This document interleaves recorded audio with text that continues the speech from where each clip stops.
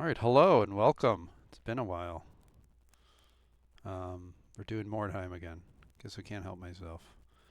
Hopefully the audio is all working. Yeah, it sounds good. Um, oops. I just finished the Battle of Behemoths, the tournament. Thank you for everyone for participating. I think it went well. We only had one meltdown and person leave, basically, which was added umph, which wasn't very surprising because he wasn't even in the Discord channel. He kept having issues with his battles, but otherwise I think it was really good. I mean, it's probably one of the most stable tournaments we had. Uh, Thank you to everyone for getting through. I think I've learned a few things. Mostly that, like, I don't think the tournament portion really matters anymore in a lot of the tournaments we do. I think the group stage is a lot more exciting. There's a lot more energy and excitement during the group stages, and then things just die out during the tournament. Is like it just takes longer, and so the energy kind of gets sucked out of the tournament as people are waiting specifically to play each other. And then like there's just so much RNG in the tournament portion that allows someone to win or someone to lose, you know? Because it is like single elimination. Where you're when you're doing the group stages, it's like things kind of get washed out over it. So I think if we do I guess a fourth one, I'd probably just have a group stage and then separate the best players from the struggling players, do another group stage, and whoever wins, wins, you know. In a way, it's kind of disappointing for maybe the people in the lower bracket group, but it puts them amongst people of their similar skill, and you can feel good maybe winning that, you know, I don't know. But anyway, we're here to talk about the sisters who won the tournament, which I don't think is a surprise because A, Mork took them, and he's very good at the game, and B, they were designed. I thought they were the strongest Order Warband going into this tournament because of the Maiden, who we'll be looking at, and what they can do with her. That's like the only way I've said over and over that sisters truly, really function. But we're going to look at the Warband as a whole, pretending they don't have a Maiden and pretending they do have a Maiden, and talking about each of those units, thanks to Mork for making probably what will be our final tier rankings, which are I've enjoyed doing these. Hopefully people enjoy watching them. So without further ado, let's look at the Sisters of Sigmar in the ParaMod current iteration of these units. And for this, I've made a much larger. You can actually see the stats and whatnot on this because we're not just looking at skills. In a sense, we are, and we'll only have to really look at. Honestly, I should probably maybe even bring these up, like, because this is the only thing that makes them special in a way. Now, in a sense, you could talk about skills being capped out. Like, she only has 10 agility. So you can't really easily get counter blow because it's going to take 15 agility. So in a sense, we can look at those. But these are going to be like, this is what makes sisters sisters, or these passives and these actives. That is magic. And then how does it work with this unit? How do the stats make this unit strong? What is its role and niche out there on the battlefield, etc., etc. So we'll be looking at these things. Sorry, yeah, I did just randomly start it. Maybe I could have said on Discord. If you can just throw in Discord, I've started. I don't know. Sorry.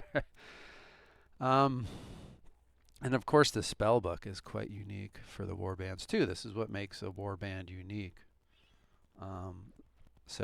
And this is what makes a unit unique. Everybody, if you notice the math, everybody gets 45 stat points.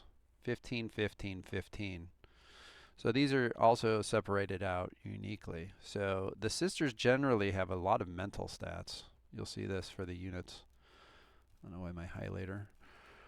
And then they actually kind of don't do great with Marshall, I don't think. I think this is a theme of having below 15 for a lot of the Marshals for their units. But yeah, they live in the mental department, so they have, women just have such strong minds. So, sorry, I'm still like kind of sick. It's been like a month of illness too. Oh my lord. Just haven't been streaming.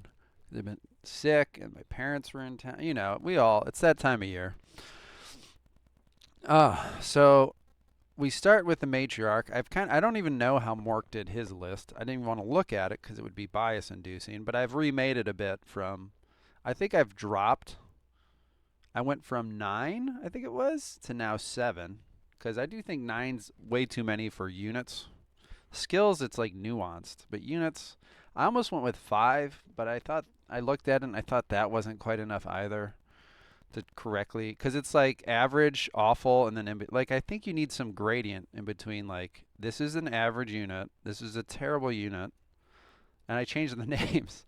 This is an amazing unit, and I think you need like a breakdown in between like awful, average, good, and then like rating how bad is it truly like this. So we have these sub tiers.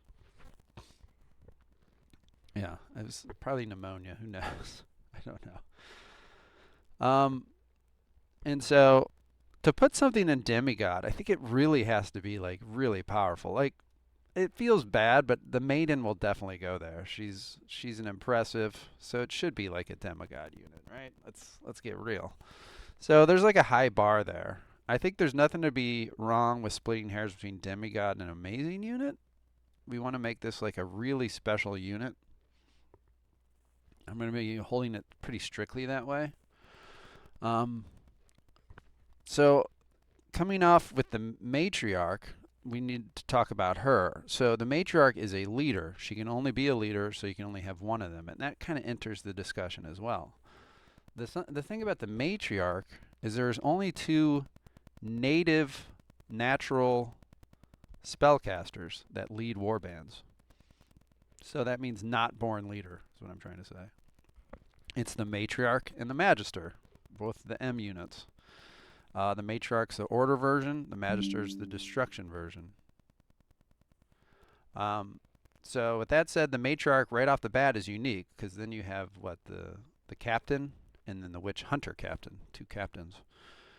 Now you can of course make the warrior priest into a born leader, but there is a lost passive slot when you do that.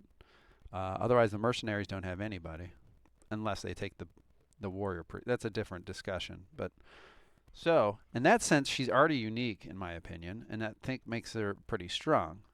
Now her spellbook is not unique, unlike the magister. Only the magister can walk out with his spellbook, while the maiden and the purifier can both use the matriarch spellbook. So in that sense, it reduces her uniqueness in a little bit. So I think she's easily the best order natural leader. She's way better than the witch hunter captain. It's not even close. And she's certainly better than the captain. The born leader warrior priest is probably the best unit overall. But he's a born leader. I'm talking about natural. But that's a really high tier anyway. And I would probably put her in amazing unit. I don't think she's demigod because of the things I've just discussed. Like the purifier can bring the same spell book. The maiden can bring this. So her spellbook is not unique. She can be replaced. So in that sense already, I don't think she should be up here. You'll probably guess the magister will be up here, I would easily say, because his spellbook is very strong and very unique. And then we haven't even talked about necromancer and Eshin, but because we're trying to focus on the order warbands a bit here. But so I think she's an amazing unit. So again, what makes her so amazing is now we can look at her. When she starts, she has the 1 passive slot. So a lot of units is, do they have a default active or passive? That's special and unique to them. Well, she has a passive, and that's fine. It's okay. There's some discussion to be said that having a active is better because then the passive skills are thought of as stronger, and you can get 5 of them. But again, I mention this because a born leader then has to use 2 a lot of times, and then you only have 3 passive slots. So in this sense, it's nice that she can take 4 passive skills. And then when you look at her passive skill, Divine Fervor, it's actually very strong. In vanilla, it's extremely powerful because of the cost of comets. Which, how do I not have comets up on like a sister build? And we know my opinion about comets. I guess that is irrelevant if I.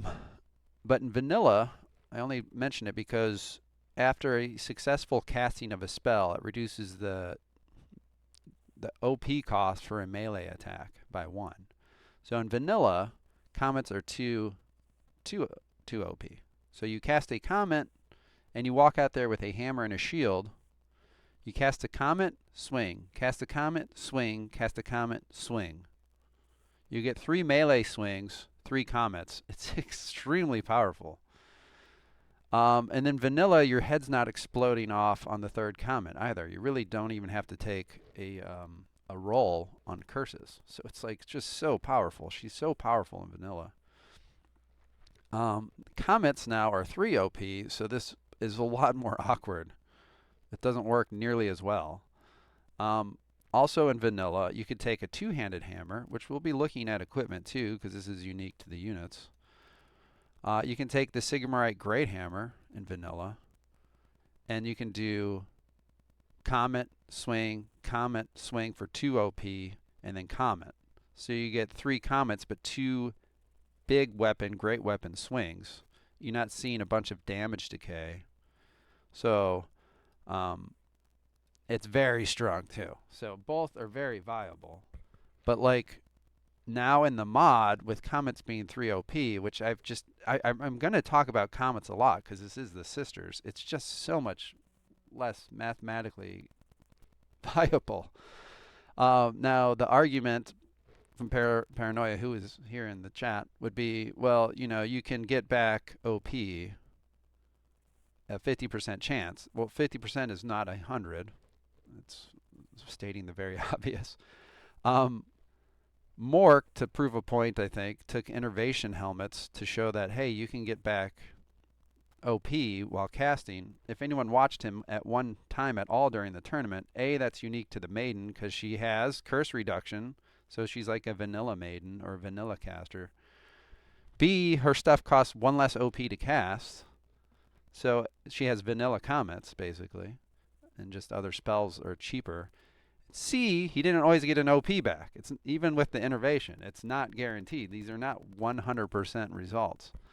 So, like, this breaks down in the mod, and you could argue maybe that had to happen. So, I guess what I'm saying is overall she was nerfed. So, wow, why is she still amazing? You're just talking about how nerfed she is in this mod. Well, it's still pretty useful. It's still a good skill. Being able to swing a hammer or a great hammer for 1 OP on your first attack, or 1 and then 2 on the next one, is still like very useful. It's a very good thing to be able to do. For a unit that can, statistically, when we look at her stats, really get into combat too. She is not afraid of throwing her body around. The big mama. Getting in combat, unlike the Magister in a sense, who struggles a bit more in combat, she can get into combat as a really like, look at her weapon skill. She has 19 without even done. Like, without even a book or anything. Like, that's crazy good. So you're talking about really good parry already. I don't even have a shield or anything. She can Web of Steel. So this is a unit that can really get into combat. You're looking at 15 toughness. Technically, the Magister, I think, can use heavy armor. We'll talk about him, obviously, eventually. But I think he struggles more with hitting break marks, benchmarks. Well, first of all, casting in heavy armor is a penalty for them and not for the Matriarch, which is the biggest issue. And then I think his stats, he just still, again, struggles to get to key break points. She does too a little bit. Like, again, you can't get the 15 toughness, but you can easily get to the 15 strength required for heavy armor mastery. And you can even get it without using a book, as we can see here. I mean, you're going to use a book, but, like, I guess I should be saying a grimoire. You can just use a book of strength, which isn't as bad a thing to use these, especially when I already have 19 weapon skill. My God.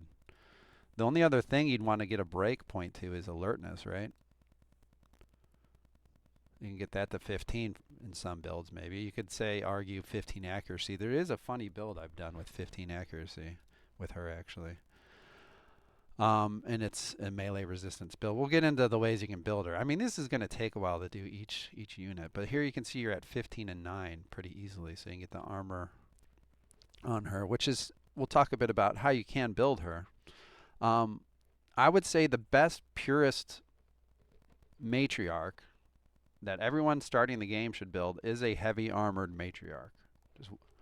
You can just not go wrong with that. And this is how we're talking about right now.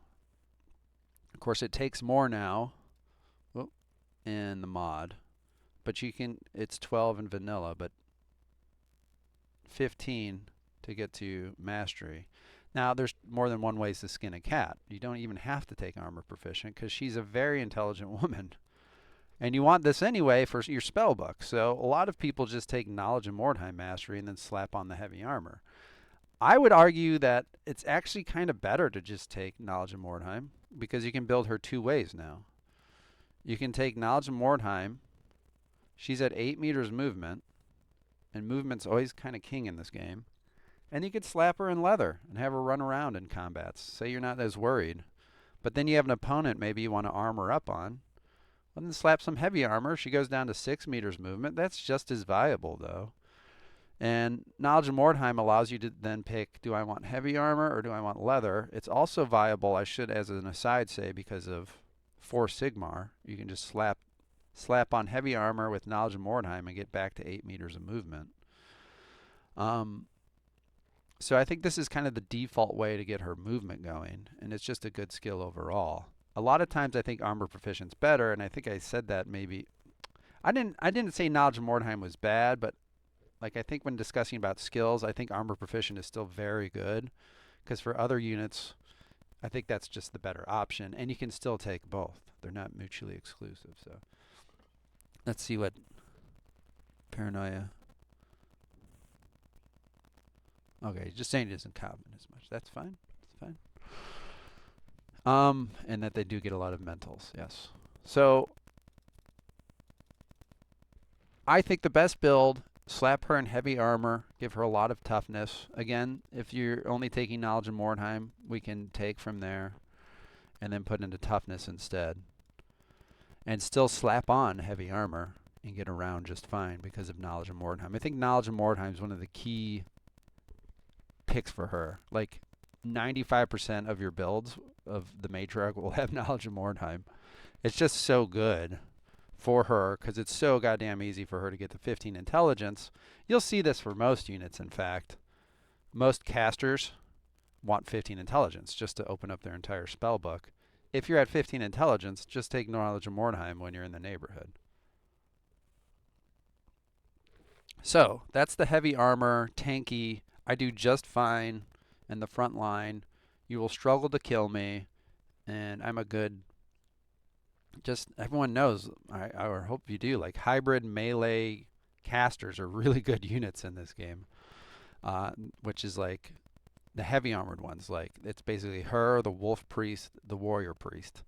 You could say the vampire because he's kind of a caster now, but you don't see as many heavy armored ones on the other side because of the penalty that the order warbands do not have. They can cast in heavy armor without the penalty, so it's kind of unique to the order side, which I think doesn't say it anywhere.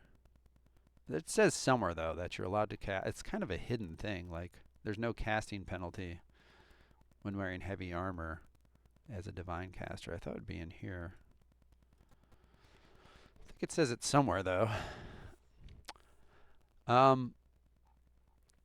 So the other build I would say is quite viable. She clearly cannot be ranged because it's the sisters, and it's a build I wanted to play and I've been playing. Just show that it exists. Is actually a melee resistance version of the matriarch, which I think is quite strong. There is the augur, but the augur does not cast spells. So I would like to have the melee resistance of an augur, but still be able to cast spells in my warband. Well, that's the matriarch. And the purifier can kind of do it too, but the matriarch is better at it, I would say. because of a couple reasons. If you again see her mental stats, she can easily get to Serenity, just done already. And you probably want some leadership anyway, because she's not immune to fear and terror, and she can do a lot of times the route test, as we've seen as an important factor in games. In fact, the sisters have absolute faith, which also increases their chance to pass a route test. So 15 easily allows her to get the Serenity. Look at that, she's still sitting on 12 though. Now, we don't care as much about strength anymore. And like I said, this might be the only other book you slap into is alertness. So now you've gotten to 15, which is a break point. Now your intelligence isn't great anymore, but you can get to Serenity and a lot of the resistance, melee resistance, like awareness. And just it naturally increases your melee resistance by going in alertness. You get to this 15-15. Now your spellbook will be limited, but it necessarily isn't like a big deal either. The big thing is probably though, Healing Circle and Sigmar's Second Wind both require 15. So, well, how do we fix that? There's one other way. Since she's a Born Leader, she has she doesn't need Born Leader. There's kind of a free passive slot available to her. In a lot of these builds, you'll see are locked. They have to pay the veteran tax. So she's paid the veteran tax. She can now get the 15, but unfortunately, we now spend our book. Or mental book, even though she had all those mental points, but you can get to the magical 15, 15, 15 in the mentals for her. And again, we don't care about strength anymore because she's just kind of a melee resistance build. You can still get very decent, very respectable. You know, we'll just go to 12 and 12. I don't know. But very good toughness and agility, which again, agility now adds back into melee resistance. Now, you're not going to get to that 15, but a lot of times I've talked about how you only need like basic sidestep. You don't necessarily need any of the skills at 15. And to still have this amount of toughness, which you'll notice in the augur can get this high, but like a lot of these builds will struggle to get decent toughness, which comes back to crit resistance, or you will get hit, and having a decent amount of wounds to absorb those. So she actually makes quite a viable melee resistance build. And at this point, this is why I was talking about, look, with the veteran tax you've paid, you've gotten to 15 accuracy, and you can actually make some really fun builds with her. And look where she is. 13, 15 is pretty good. We're talking about like champion levels of like, I have 15 accuracy, but still good weapon skill. You put a little weapon skill chest piece on, you're at 17, 15. That's very viable. And there's some very special and unique things you can do at 15 accuracy. The biggest being, what we saw a lot of in the tournament, is Mastery Armor Break being very powerful. And if you're going to be a melee resistance build, a Mastery Feint stacked with a Henchman putting regular Feint is very powerful too. We're talking about 25% melee resistance now. Which, well, she doesn't need 15 for that, but again, if you just want that, you can then actually land these things, right? But there's a reason to go into accuracy, and she can easily do these things, which is pretty cool.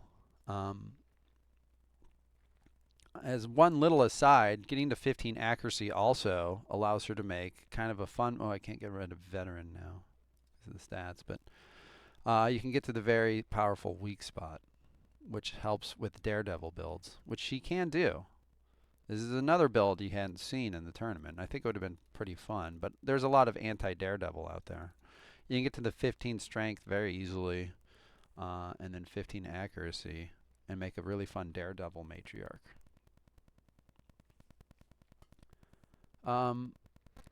So that's the matriarch. I've gone on a lot about her, but she's a very unique and special unit. So you can make just a very boring run-of-the-mill web of steel, heavy armor, big HP build. You can make an offensive Daredevil kind of build. You can make a melee resistance build. She's very viable in melee is the point. Fervor allows you to be able to cast and then also utilize melee, so that's very good. We haven't talked about the sister skills, but there's something honestly to be said I have to bring these back down. No, I don't. Let me just. Veteran will be in the way, but I actually kind of did this, but there's something to be said for just taking like Protection of Sigmar, Divine Aegis, and maybe even Absolute Faith, but just taking 40% range resistance, 40% magic resistance, and having these numbers just be good. And then like you're pretty immune to ranged attacks, so then opponents have to come towards you and get locked into you with melee. So like just taking these range resistance skills and mixing them into the matriarch, I think can be very powerful too.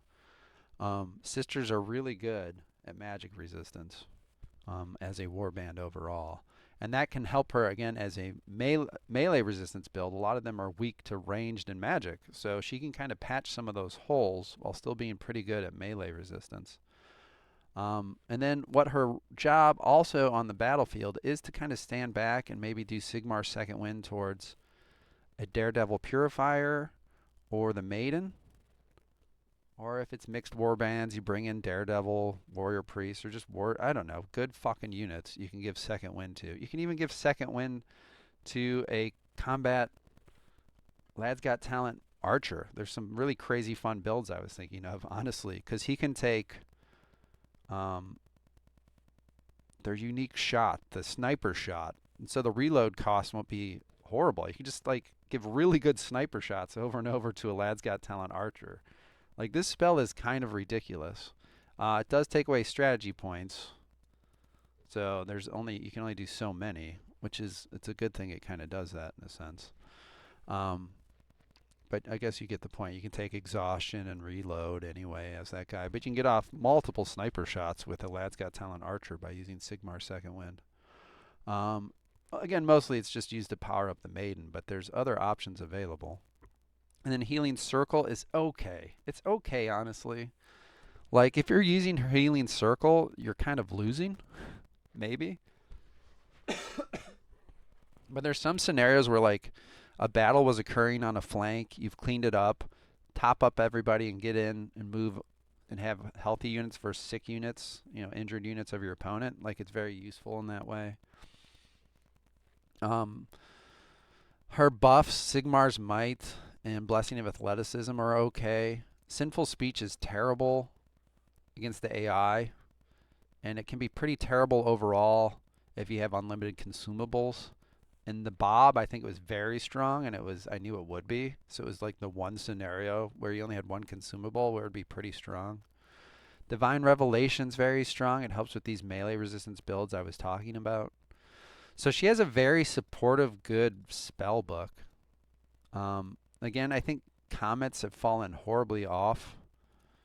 And, well, the sisters just won Battle of Behemoths. How could you say it? Well, they won because of the Maiden. They didn't win because of the Comets. They won because of the Maiden being such a strong unit. And then Comets are technically in existence and can do some damage, but at 3 OP, it's not great. She can throw out a couple Comets and swing her hammer, but it's nothing like it was in vanilla because the Comets are literally the same damage. They just cost more, so you can throw less of them out. And then you curse a lot quicker too in this versus vanilla.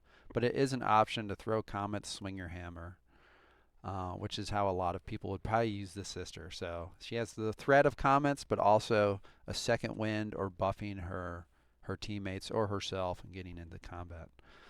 All those reasons, I would rate her as an amazing unit. She's a very good unit.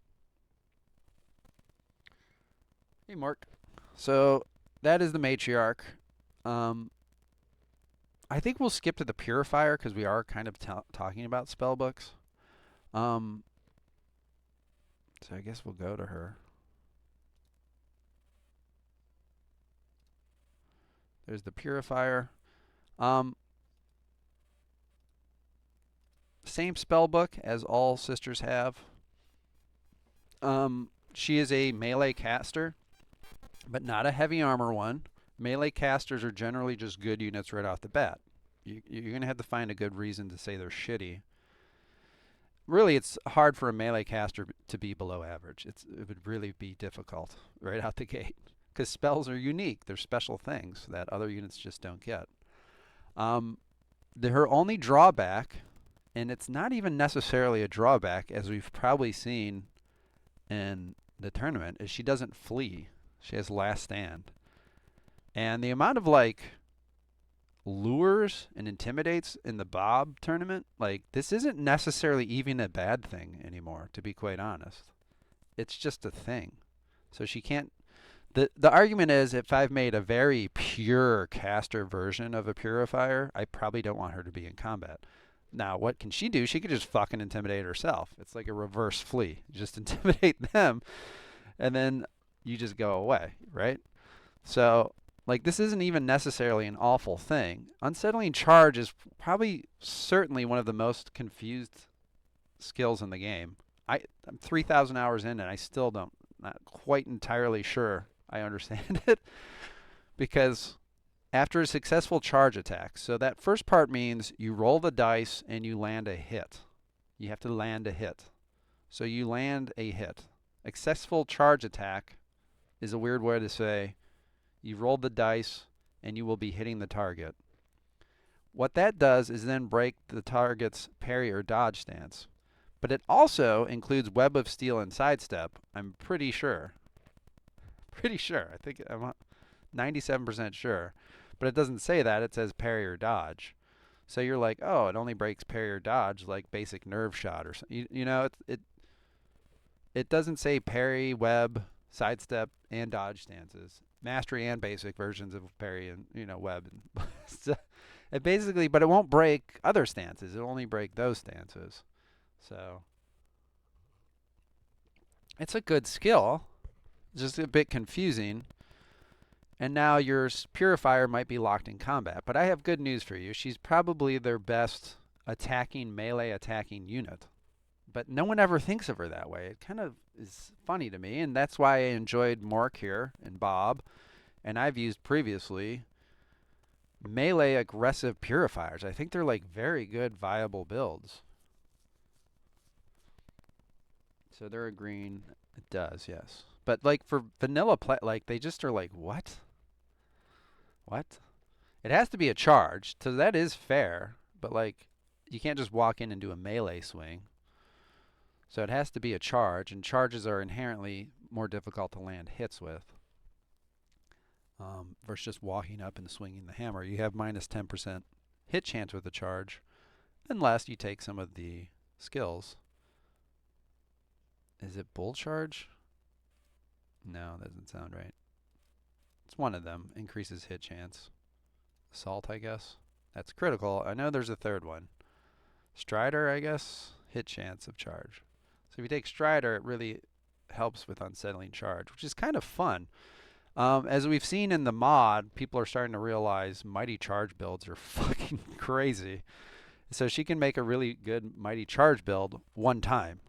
She'd have to intimidate off, like she can't disengage and re-Mighty Charge. So you don't see a lot of people make that version of the Purifier because she's just like the Marauder. It's like, I've Mighty Charged you, but now I'm stuck. But one good Mighty Charge, there's something to be said for that. But I digress. She is not an average build.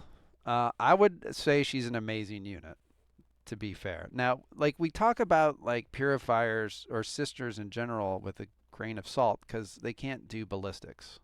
And in many cases, some can be both ways, but you would never fucking want to make one a ballistics build. Like, I don't know, a warrior off the top of my head. Oh, my lad's got talent warriors, great with the bow. Like, you wouldn't necessarily build them that way anyway. Right? You have marksmen, first of all, and whatnot. One that comes to mind is zealots. I mean, you never know if it's a ranged unit or a melee unit. We still don't fucking know. So it's just a hybrid. So she can't make range builds. Big deal. But she can do ranged comets. So she is a range build in that regard. And you can make a very viable, perfectly fine, ranged casting purifier whose head will explode. If I'm playing it. If I'm playing it, its head will explode on the second cast of the comet. But she's probably the weakest magic caster in that regard. Now, I'm disregarding Esh and Sorcerers because in a sense I don't feel like they're casters. But we're talking about like Necromancer, Warlock, Purifier, Wolf Priest even, because he has the ice spell. She has the worst damage, magic damage potential with comets out of all of those builds. She can, in theory, we talked about this with the matriarch, maybe if you're really lucky, get back some of the OP to give yourself a chance to explode your head more often when you're getting to 30, 45% curse chances. So you can, though, make her as a ranged comet casting. This unit's really kind of annoying, and I don't like it's hitting me with comets build with the Purifier. I think, and maybe people are starting to realize, her best version is like a Daredevil melee monster. Look at her stats. She already has 15 strength. It's just sitting there. Now she actually has greater than 15 physicals. So her best stat is physical. Like you get 15, 15, 15 if you're just an average build. She gets one extra in physical. The game's like, no, she really does want to get in combat. Even though we think of her as this frail little caster, she is not a frail little caster. She has 17 weapon skill. Like, wow, right out the gate. That's like a really high number for weapon skill. And then she has the ability to get really good, decent accuracy for decent dodge bypass. And of course, sisters get Sigmarite Warhammers, which have inherent dodge bypass. It's not a spear, but it's not nothing. So this is how I built her, and I really like her this way, and I think she's very dangerous this way. And this is what Mork used to great success. You can charge in, break stances right off the bat, so she's able to get by really good web of steals by just charging in, which can be like one of the problems with Daredevil builds. Not only dodge, but if you're not armbands or bracers or whatever, you're going to struggle with a web, especially sisters. They don't have spears. They have no parry bypass weapon. So her being able to break that and hopefully then kill it that turn.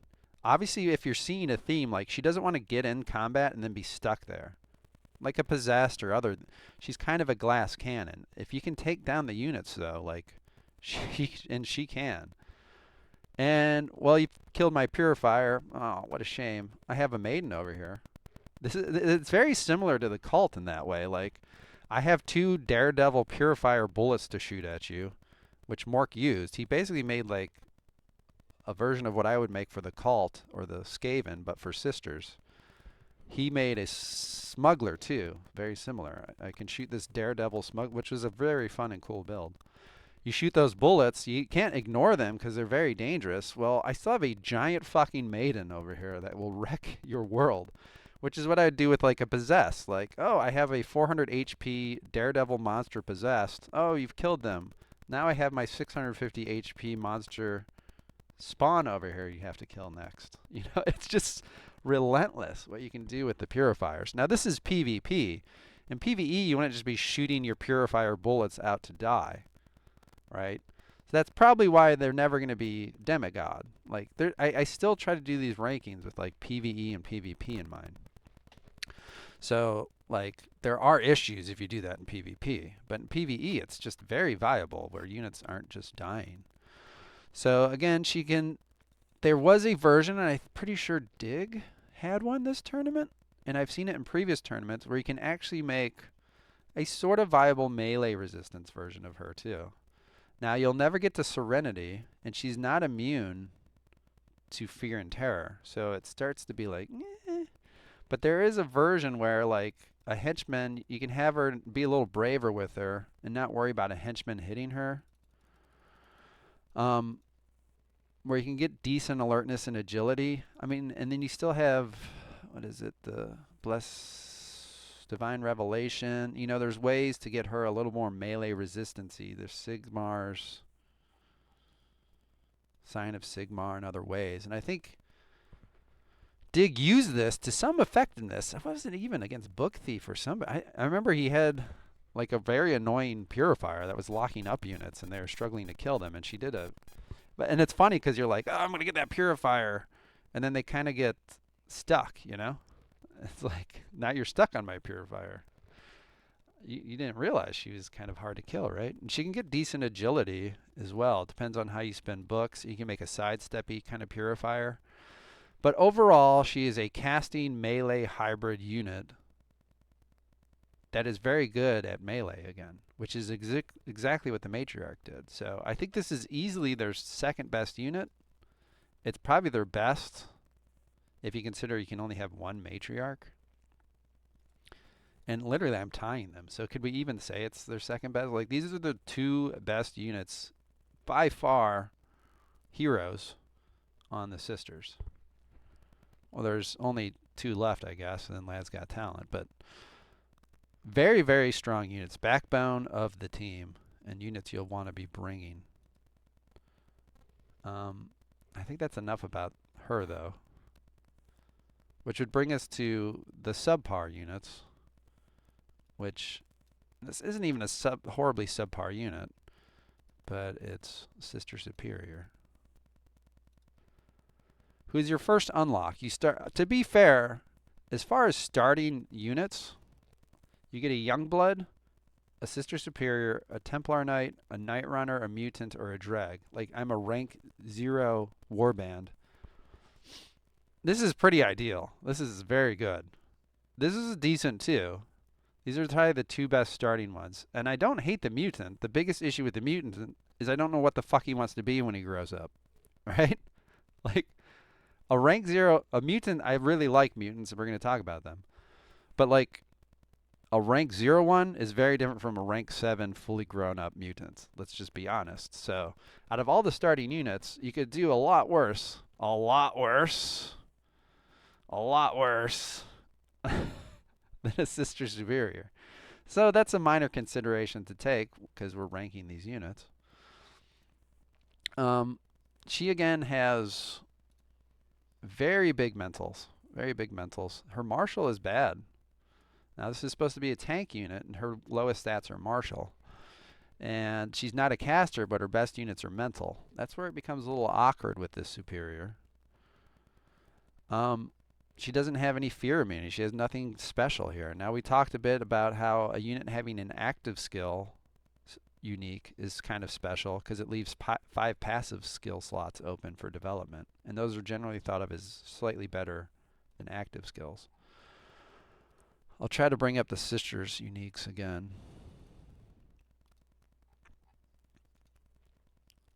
Like, Superior is a unit I want to like, but I also hate a lot of times.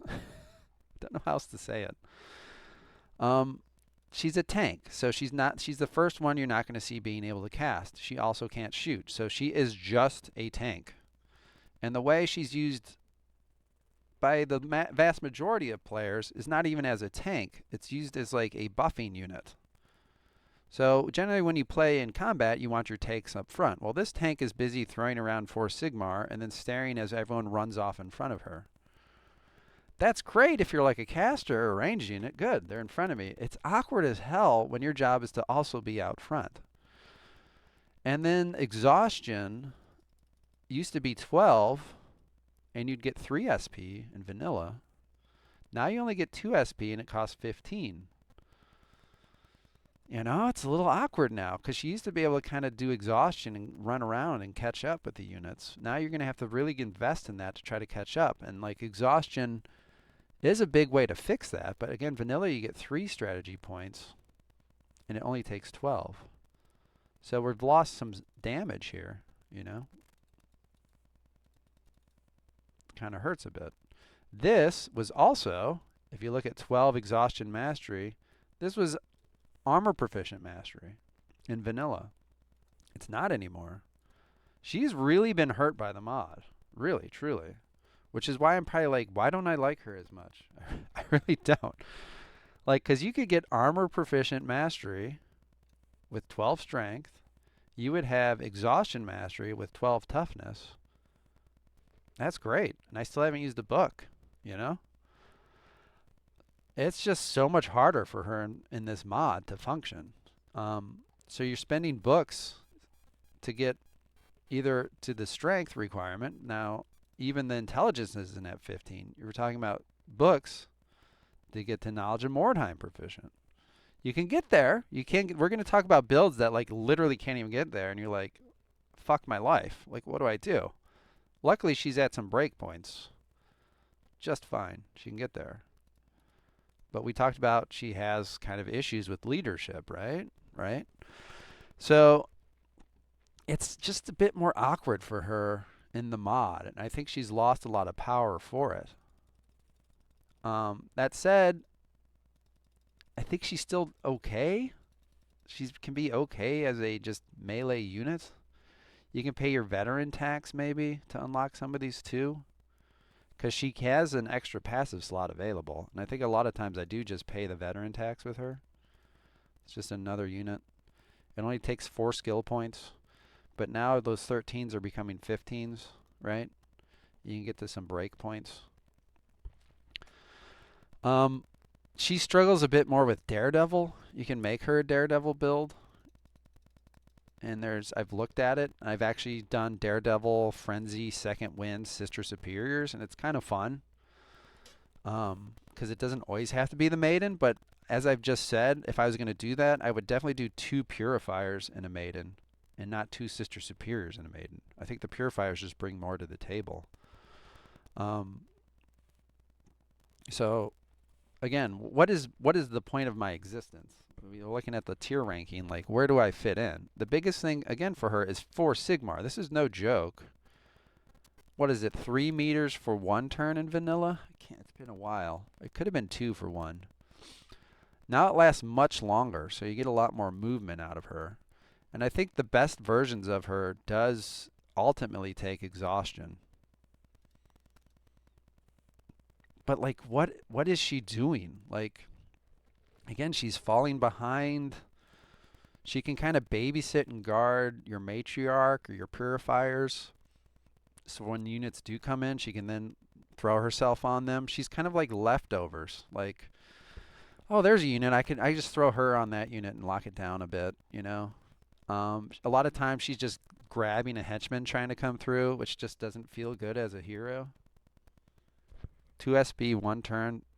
Is it only 2 in vanilla? Is that correct? Okay.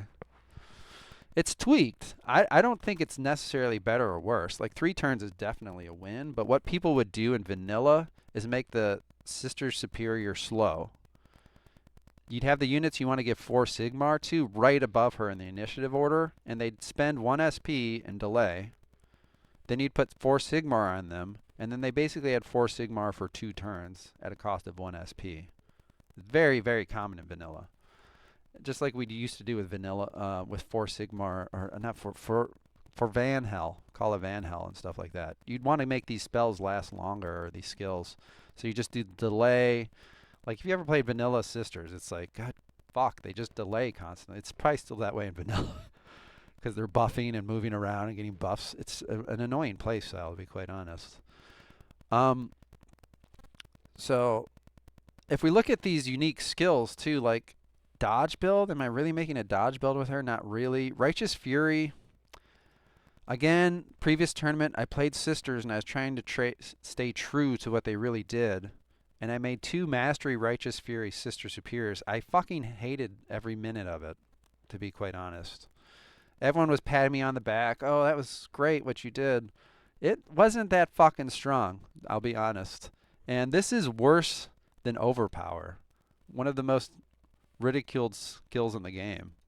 Hey, you want a shittier Overpower? How about take Righteous Fury Mastery for minus 25% chance to hit? Like, it is not fun. I don't recommend anyone take Mastery. I don't remember where I ranked it in the skill ranking, but holy shit.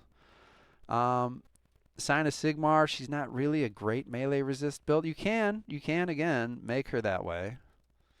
But I have a unit called the Augur in the Matriarch that exists, which comes back to we're starting to get into I don't want to put her down here, but like, why do I exist and I'm trying my best territory?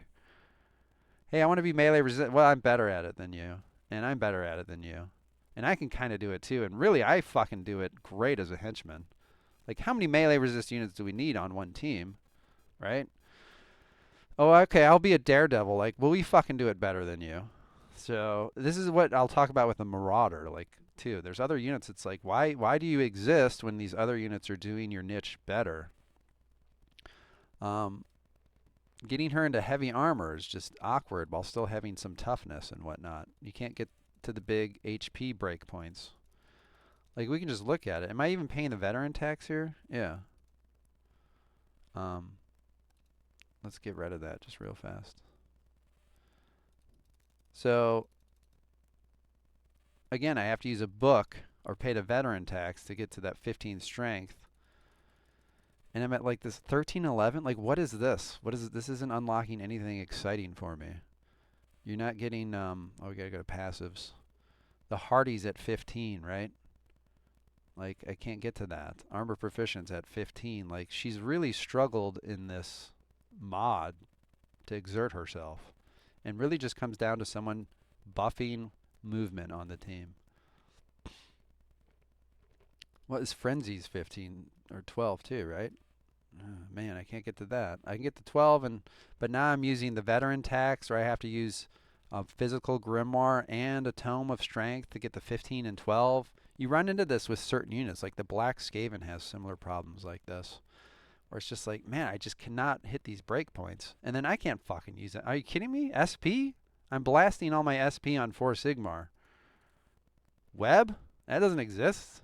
I'm just trying to catch up to my team because I've used so many SP on 4 Sigmar. And anyone who's played Sisters will realize this. Like, holy, come on, Superior. What are you fucking doing back there? You're not doing anything. You're just staring at the team. And that's why, like, oh my god, you fight Sisters. It's like, hold on, we'll be there in a couple turns. Give us a couple turns. I had to 4 Sigmar. She was casting the fucking buffs. This is like, I'll be ready. Give me a fucking hour and we can PvP. Like, what a annoying way to play a team, too, to be quite honest. So, that's like the problem with the Sister Superior. I do think she's just average. I don't want to say she's a good unit because there's going to be way better tanks. And I don't want to say she's like terrible because she can tank. It is what it is. She can use a shield. God, I almost want to drop her a little to I have a niche because that kind of does feel like what she is. I have a niche. I increase movement. I'm not really a Serenity tank. Like, again, oh, perfectly not there. 14 and 15. Great. If you're noticing the theme, she really has to pay a veteran tax to get to breakpoints. A lot of breakpoints. Which is okay because she has 4 passive skills available slots. And if I look back on a lot of the builds I made with her, I do believe it was always just like, let me just start with veteran mastery. Her weapon skill is worse than the Matriarch and the Purifier. We had 15, Purifier is 17, Matriarch is 19. So out of all the melee units, she's not even a caster and she has the shittiest weapon skill, right? So like, what's going on with the Superior? She's kind of relegated to now having leather. She's one of these units that it's like heavy in name only, but you'll see 90% of your Superior builds stuck in light armor because, again, I can't get the 15 easily, and I can't get the 15 easily. Right? She needs to worry about crits, so she can't ignore toughness. So a lot of times not looking at any agility whatsoever. She's not immune to fear and terror, so she has to go a lot into leadership. Again, like awkward to get to this 15. So, not sure what else to say. You can take Righteous Fury was terrible. You can take some of these generally I'm annoying to kill with magic and ranged with her. And I've looked at builds like that. And it's okay. I mean, I'm not in love with Absolute Faith. I think there are some plans to tweak some of these. Because people weren't taking them. But the Warband unique skills I don't think help her much at all either. As we just talked about with the actives too. I don't think the dodge one's doing absolute anything for her. Righteous Fury is just miserable, especially at Mastery, and that's what heroes should be taking, are Masteries. And again, this doesn't really suit her either. So you're looking at like Divine Aegis and Protection of Sigmar is some things you might mix into the build. But it doesn't make her that much more of an amazing of a tank. So we'll look at the last one, which is the Augur,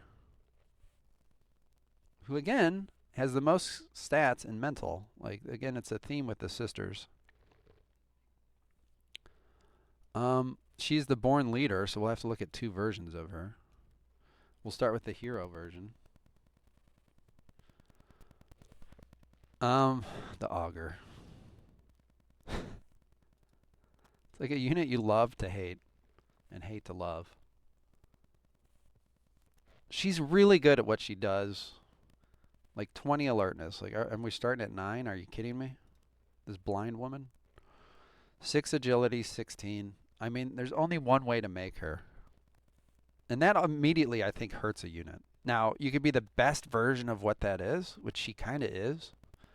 But you're still, like, literally the same unit. Like, poor Zito, I think it was. He tried to make crit augurs. Do we remember this in the tournament? And everyone's like, oh, it's something. And she can't get 15 accuracy with her amazing 12 martial. Let me just spend all but 2 of my points into accuracy. Watch the fuck out, I got 6 weapon skill.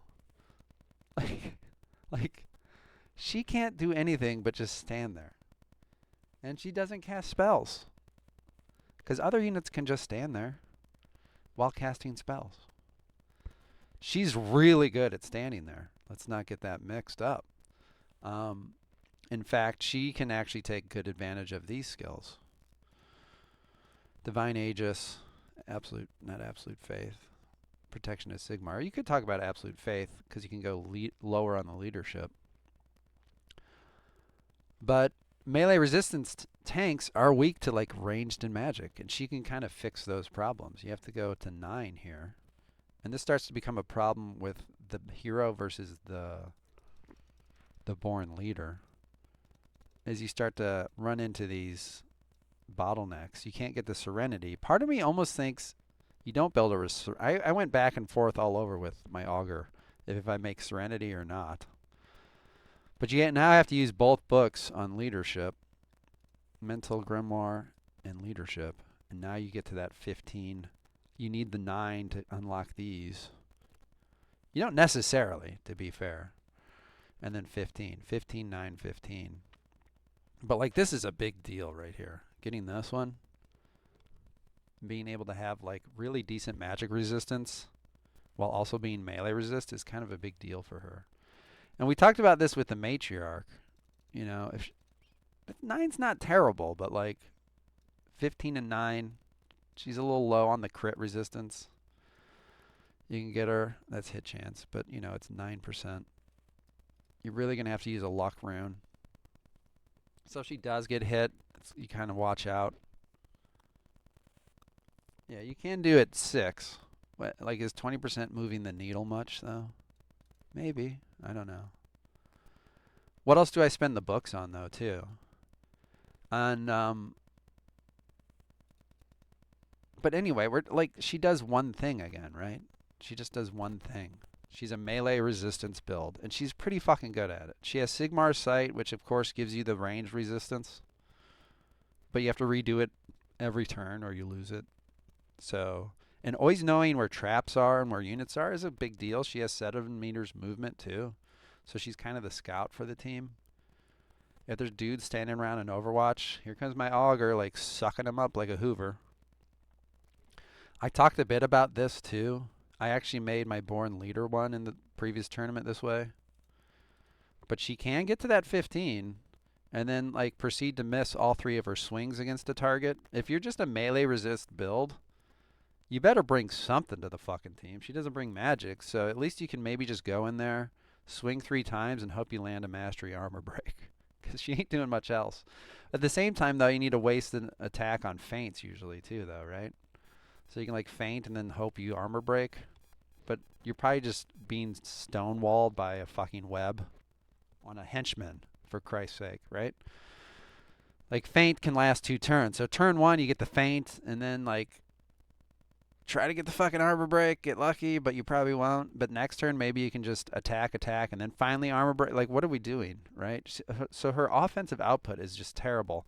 And I don't know what else to say, but like, I watched, I think it was Book Thief against Mork. I snuck into a match, saw it halfway done, and he had the auger locked down by like the most basic fucking hero or henchman. And he was just wiping up the team with everyone else available. This is always the problem with the melee resist build.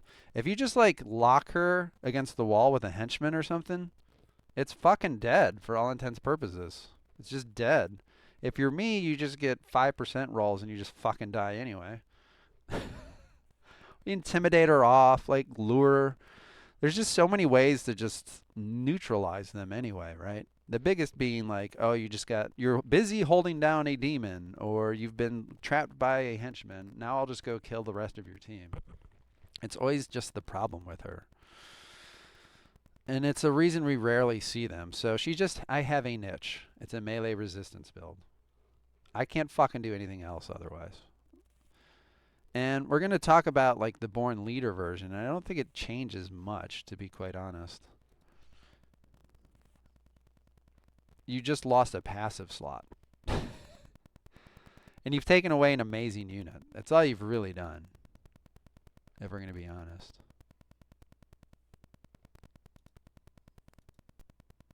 It's under leadership. I don't know why I'm looking under intelligence.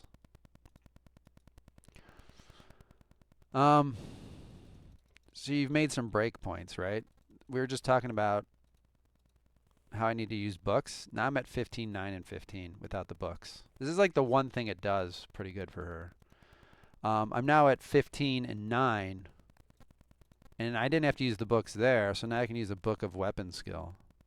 Like these are big differences, right? This helps a lot. Now you're at 15 and 12. Like this is a bigger deal.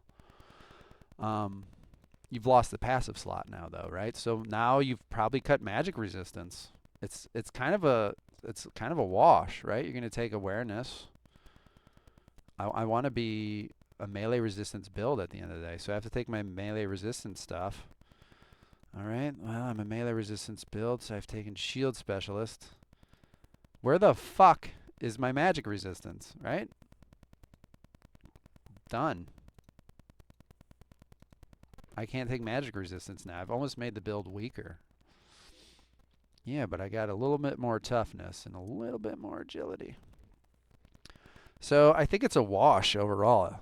Losing the passive slot, you're not making this build any fucking differently. Let's be quite honest about this. She can utilize, since we want to bring it back to that, things like Prayer of Swiftness. Of course, you don't have to be a melee resist. You could just, I don't know what else you'd be doing, but you could just make I'm a pure dodge build. Like, if you're a pure dodge build, you're melee resist kind of anyway. But maybe you could disregard some of these, right? But I don't know where you're spending these stats otherwise. What are we doing otherwise? I don't know. It's not your awful martial pool. But she can use Prayer of Swiftness. Righteous Fury, yeah, right. You're already missing everything anyway. Sign of Sigmar, you can mix in. No one does, because it's literally, and I looked at this, because I played them last tournament. And I was looking at the build, and I'm like, it's better to take Feint, and then Aegis? I get 20 and 10. Or I could just have 10 and 10? Like, what? What are we doing? Like, of course this takes 4 skill points, but the only one only took 2. But like, I'd rather just have better results, you know, if I'm going to invest. So, my dog is screaming. Let me let her in.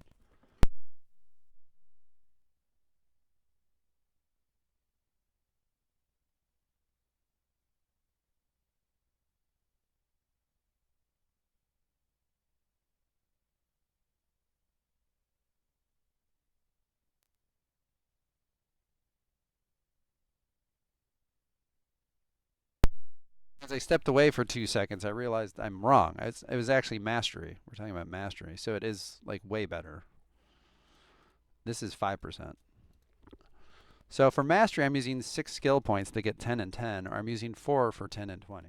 Like, are you shitting me?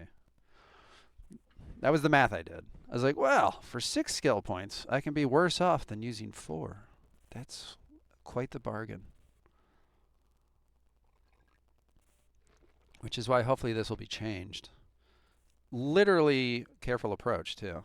There's a combination of me taking any other combination of feint, careful approach, because maybe you don't want to use a passive slot for Divine Aegis.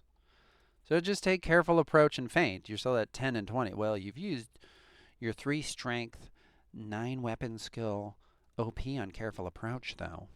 You know, like, come on. Like, feint and careful approach is better than Sign of Sigmar. I'm not fucking doing anything with OP anyway. I'm just standing there. I can't cast. I'm just looking at you. And honestly, putting this weapon on and hoping I can maybe fucking strip a little bit of magic resistance, that might be great. That'd be like, wow, I did it. Sigmarite Warhammer. But I can't even take Innervation because my crit resistance is ass. So I have to put a luck rune on it. But I guess you get the point. And I really don't think she's much different at all. In a weird way, she's almost worse because you've replaced this unit. So I do want to rank her a little lower. She's trying her best. So what are you noticing? And I talked about this, and I wasn't thinking about it actively, but I've said over and over, the sisters are terrible. They have a niche. The sisters are I have a nicheable if you're not taking the maiden. And let's say it's a veto tournament, and someone's like, I veto your purifiers. Like, oh my God, what am I doing? And let's say you can't have a maiden. Like, what are you doing? You literally aren't doing anything. If you guys want a challenge, take a Born Leader Augur and like Sister Superiors as your fucking backline. And then just have just a blast with sisters. Take a Lad's Got Talent one to fill the last niche. Oh, it's heaven. What a team. Watch out. Luckily, though, that doesn't exist because you have a demigod. So you take this, this, and this, and you just fucking eat worlds. And it's the easiest way to play sisters. And if you're starting with sisters, you do this. This is just what you do. And you'll be like, God, they're so good. But then you've played the game for 3,000 hours and you want to try a little bit, and you pretend these don't exist, and you experiment, and then you're stuck with this. So, like, the sisters are so feast or famine. It's crazy. I don't know if we need to spend much time on the maiden, honestly. What do we say about it? Look at this strength. Oh my God. Like, literally in vanilla, you just are already training armor proficient. You're supposed to kind of bring the superior to buff her while she doesn't have armor proficient yet. Is how you make her work. In any other world, it's irrelevant. You're rank 10. Life has moved on past the first 5 fucking matches of your warband's existence, and you can now move around the map. 13 intelligence right off the bat. Like, there's no reason not to just get 20. Who gives a fuck about leadership, right? There's actually really fun different ways to build the maiden. The most obvious is just crunk people and then keep crunk. Look, she starts at 14 weapon skill. Like, this is crazy. Her stat distribution even. She's just so good right out the gate. And she gets heavy armor. Like, holy shit. How many impressives get heavy armor? One of them. It's called the Maiden. That's a big deal. You want to talk about broken, bring a warrior priest into the sisters. It's game over. It's just broke. You can't do shit. Here's my 95% plus armor maiden. You can't fucking shoot it either. Cast some magic on it. Go ahead. Go ahead. I could just healing circle or healing hand. Just whatever you want. It gives a flying fuck. The only way you can kill this thing is you get it trapped on the world's worst fucking melee resist thing, and she can't kill. Like, that's the only way to beat it. It's insane. It's crazy. It's so and you kill literally everyone around her. That would be it. You know how niche that is? You can't even kind of crit her, to be honest. You could try to crit her, I guess. But she can even fix that with, because you know what else she does? She chugs her own goddamn potions. So not a problem. It's the only unit that can wear heavy armor. It's the only unit that can carry and use their own potions. She can pick up stone, which matters in some tournaments. Like, my God, she's the only one that casts. Like, everything about her is special. And the casting is ridiculous in this mod. She has the built-in, like, do we think the Necromancer's passive is strong? Well, let's just, like, bake it into the Maiden. That's what we've done. It's just cooked into the Maiden. Now, in Paranoia's Innocence, he was like, well, who would be casting with the Maiden? I mean, if you're casting with the Maiden, you're losing. Like, no, you're not losing because you're not always in combat. There's a world that exists 97% of the time in Mordheim where you're not in combat on turn 1. So you can cast really awesome special self. All these are self too. Like, it's kind of rare to have like self spells. Self. Just done. Self. Divine Revelation. You just walk out and you cast these 3 spells on yourself. And you've just ramped up to like death mode. Turn 1. You're not even eating curses. Life's amazing. You can even do that. What's crazy is you can even do that because they cost less OP. So we're talking about like 2, 1, 1. I spent 5. Ugh, I'm just sitting on these. I'll just proc this too, turn 1. Let's just drop Daredevil. I am fully locked and loaded to murder wherever the fuck I want. If only there's like a way to like continue to have me murder everything. Gosh. Oh, Sigmar's Second Wind. Oh, okay. Oh, but it takes my SP away. If only there was a way to like get SP back so I can then like continue to murder things again and again. Oh, I can use exhaustion. Oh man, you know what? I have all these leftover like OP because I've murdered everything. If there's a way to just get SP back again so I could keep moving and killing everything. Guess what? I got good news. I got meditation. Just use 2 of them. You're going to get a bunch more. Just use 2 of them, walk around the corner, and then kill another guy. Like, I guess you guys get the point.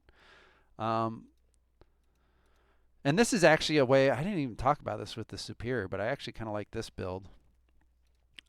Since she's busy just slapping around SP on anyone anyway, and that's kind of her job, you know what? You can take the SP innocent version and give Battle Plan and just throw that on the Maiden. It's not going to take her SP now. She can just get more OP and just keep murdering and murdering and murdering. I think you guys get the point. She can amazingly crit builds too. It's crazy that she can be a crit build on top of everything. Because your default weapons are Sigmarite hammers, because they're the only ones with dodge bypass in her kit, which is what you want for Daredevil. Guess what else they do? Oh, they happen to crit the shit out of people. And Sigmar's Might, which for some reason is also on self instead of allies around the caster, unlike literally like every other buff. If it's around the caster, it's always like others, not yourself. Like, think about the Warrior Priest.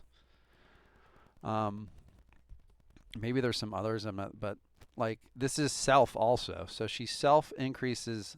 She basically gets blood offering for free on herself.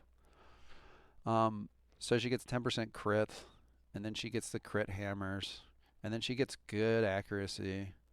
So she's not only maybe going to wreck you with Daredevil, she could easily crit your ass. So she is easily, in my book, the strongest impressive in Mordheim because of what her spellbook does, what she can do for herself. She can use consumables, she can wear armor. In a fucked up weird world, let's say you're just a crazy person, you've played for 3,000 hours. You know what? Let's just make the world's best melee resistance unit as well. Because guess what? She can actually put on a shield. She's the only one that can use a shield. Have we talked about all the unique things she can do? She's the only impressive that can wear a shield. So she can get this melee resistance. She can get even more range resistance, because why the fuck not? In fact, let's put like the magic resistance rune on here too. So she can get magic resistance, range resistance, and melee resistance. And we're just fucking wackos, so we'll just give her Divine Aegis so you'll never shoot her again in her life. And we'll just give her a little bit of protection as Sigmar. So she'll never be shot with magic because she can take Frenzy too. Who gives a fuck, you know? You can get some crazy builds, you know? And since we have, what was it? Divine Revelation. She can give herself even more ranged and melee resistance. Like, you can make a crazy. And it's funny because a lot of the cult players made this build. They made melee resistance spawns. You want a melee resistance impressive? This is easily the best one in the game. And you could still be pretty fucking viable. Like, you switch to the shield because you're just swimming in OP. You switch to the shield when it's not your turn. No one can hit you.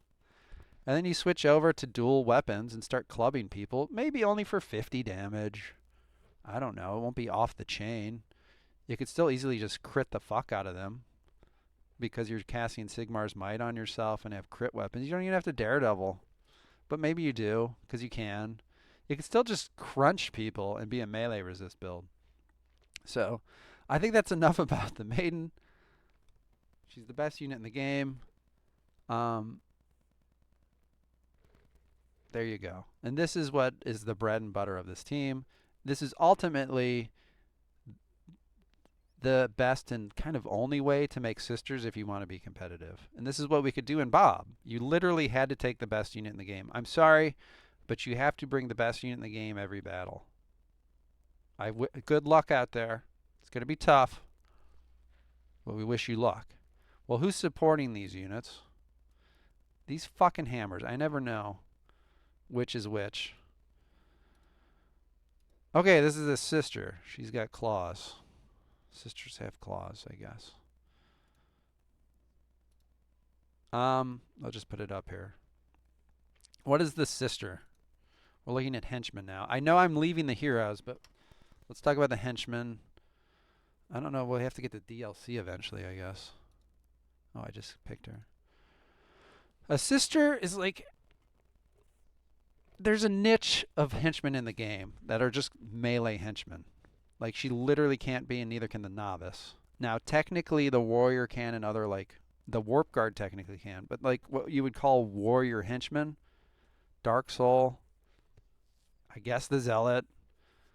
I guess you could throw in the Flagellant and Ghoul, but I consider them there's a slight difference because they're not really like warrior henchmen. They're melee, but they're dodgy. I'm talking about, like, I'm just like a burly henchman, which, like, I can put a shield on, in other words, or wear more than cloth armor, right? This is like a category of units. The zombie, even though it's in cloth, I think kind of qualifies. So when you talk about like a zombie, a zealot, a warrior, a dark soul, a warp guard, like, where's the sister fitting in this world? I don't think she fits in very well. I think she struggles against all of those kind of units, except you thought the zombie could run around the fucking map. This is one of the changes I was, like, so against. And to this day, it still pains me. The argument was you have to go pick up a stone. You have to, like, and then my counter argument is you're fucking picking up stones anyway. That's the point of the game, is picking up stones. So if you're playing PvE against the vanilla, like, not just against the AI Warband, like, Repentance is amazing. Even in PvP, it is amazing. 4 meters. You gain 4 meters of movement. That is 10. Oh, my God. Well, what henchman doesn't have knowledge of more? Every henchman I've ever seen in my life has knowledge of more time. It's an A+. I think we all ranked it that way. So you're really at 7, so you're at 11 meters of movement. We hadn't even talked about the Sister Superior putting you to 13. And then if you're Mork, you get +3 meters movement when you pick up the stones for 16. It's crazy.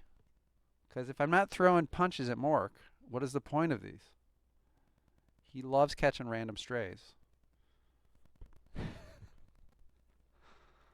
I will get -3 meters movement when I pick up the stone. But if you're Mork, anyway, you get the point, right? It's kind of ridiculous. It's ridiculous. This is the one thing they do. Okay, that's cool. If you look at this guy's again, well, this girl, mentals, man. The mentals. Always work on your mentals, especially now, 2024. I'm really going to be working on my mentals this year, and the next year, and the next year, and the next year. So never forget the mentals. That's cool, I guess. This is 12. That's not great, but it's a henchman. Are we trying to like reinvent everything? You get the 15. This is the big deal. You know how many henchmen walk around with go fuck yourself levels of weapon skill? He gets 16. I get 12. I smell paint. I get 12. 14. Oh, I like 12 too. I'm a zombie, go fuck yourself, right? That's pretty good in the scheme of things. So in spite of the low martials, I don't think she's punished, right? And then in this regard, like, I'm in the niche of units that aren't immune to fear and terror. She's probably one of the best leadership units. I really think this is guy's at, okay, he gets 13, but only 12.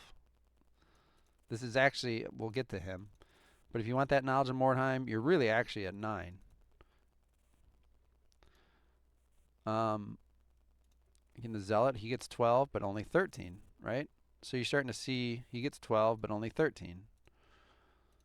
Who gives a shit because he's immune? And he doesn't give a fuck either. So relatively, I would say the best able to deal with fear and terror. And because of one other reason, even though this skill kills me, absolute faith. But really, you would want to just you would want to take Nerves of Steel, is it? Yeah, because this is actually better. But if you're weird, you could take Absolute Faith, but you could just take Nerves of Steel too to get there. But in theory, the sisters, she will be better at her route tests, though, guys. So don't forget that. So she can deal with mental the best, which is honestly not even that fucking important with henchmen, if I'm going to be honest. Especially this henchman, because what is this henchman's job? Well, it's to run and then like fuck up your back line. That's her only job, and then to stand there as long as she humanly can. So if that means, hey, I found you're impressive, and Bob, I just throw her on there and like, oh, I failed my fear and terror. Well, good thing I still have 50% armor or 60% armor. And I'll just fucking stand there. And since my leadership's okay, I can maybe even resist and intimidate, right? Unlike a zombie.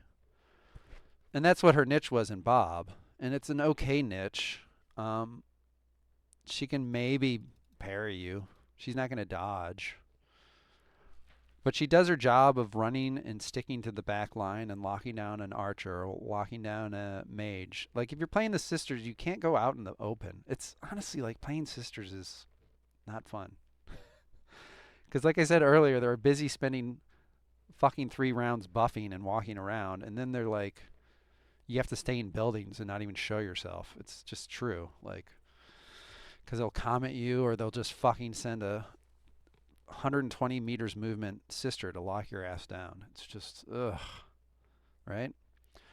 Because they've also been busy not coming towards you. This bitch has been running over to a corner to find a stone so she can run across the map. Like, they're busy, like, stalling. So if you fight sisters, you want, like, immediate deployments, which I think Paranoia would agree with.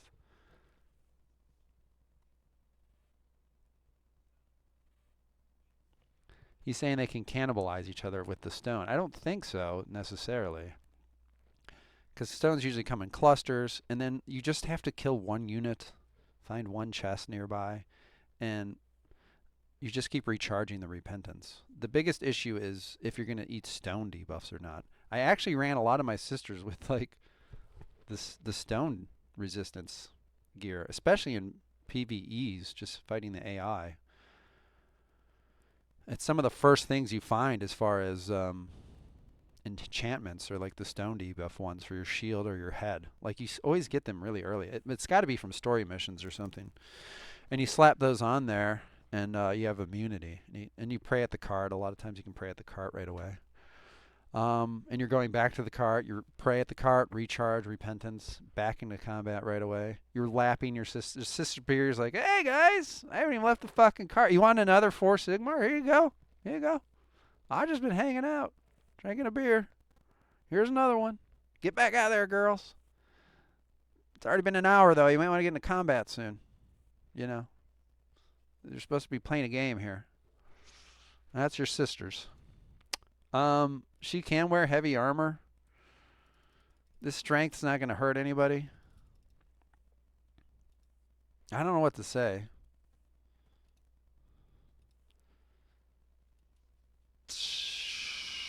I'm torn. I'm torn. I think she's a good unit. She's above average. And this is why. This is truly why. I wouldn't call the Warriors average either, though. Like, this is what does make her distinct amongst all these generic I'm a warrior units. And you don't need agility, so, like, she can kind of swing a hammer. They're just annoying. Like, you don't want to kill sisters, but you say this about like, I don't want to kill your warrior. Fuck, I gotta kill your warrior now. I don't want to kill this zealot, but I gotta kill this zealot. He's on me. This is what sisters do, and they do it just adequately, just fine. The other one's like probably even more annoying. The novice. These two just don't bring anything to the team as far as damage, but that's not their job because this is murdering everything right here. So they do their job decently. She's no way she's average. I don't think she's amazing either, though. I think she's just a good unit. She's a weird one, and I didn't want to talk much about the sister because her big thing is just pick up the stone and run and lock down units and be fucking annoying. This one is similar in like I can't run across the map as well. I still can, but lock down units and be fucking annoying. This is what she does. Like she has 15 agility. That's so good. And this is what you do every time. She technically gets good strength. I don't know what wackadoos building her with good strength with 11 weapon skill. Holy shit. What a juxtaposition. And then she has good alertness. Like, again, what is she? She's actually got 17 physical. Her biggest stats are in. If you told me the novice's biggest stat pool was in physical, I'd have said you're fucking crazy. I knew her martial was ass, but that would have surprised. I would have still said mental. The problem is literally the lowest starting numbers is 3. I don't think you like maybe someone somewhere has a 2, right? 1 is 1, right? For something you can't use, but like 3 is. So even though you have a decent pool, you're starting from like Miseryville, and you're taking agility, and you're taking toughness so she doesn't get crit. I guess someone out there might make a strength build that never hits anything because the one skill you want with her, ironically, every single build of a novice should have Righteous Fury. Just every single one. Because either you're doing a job of being really goddamn annoying and taking away 1 OP and 1 SP, which is really goddamn annoying, or you're missing and gaining a dodge buff because of military training. This is literally never a bad thing. You literally are winning every time with this skill. There's nothing wrong. All right, I'm going to take away OP or SP and do like 10 damage because I have 3 strength. Or I'm going to gain 20% dodge. Let's just roll the dice. Which victory do I get? And I can do it 3 times because I'll probably take Ad Rush. Or maybe you don't. I don't know. So you literally always take Righteous Fury. If you don't, I don't know what's wrong with you. You can take Prayer of Swiftness, but just missing gets more quicker. But this is a guaranteed 15 right off the bat if you want that guaranteed. So I think that's very viable too.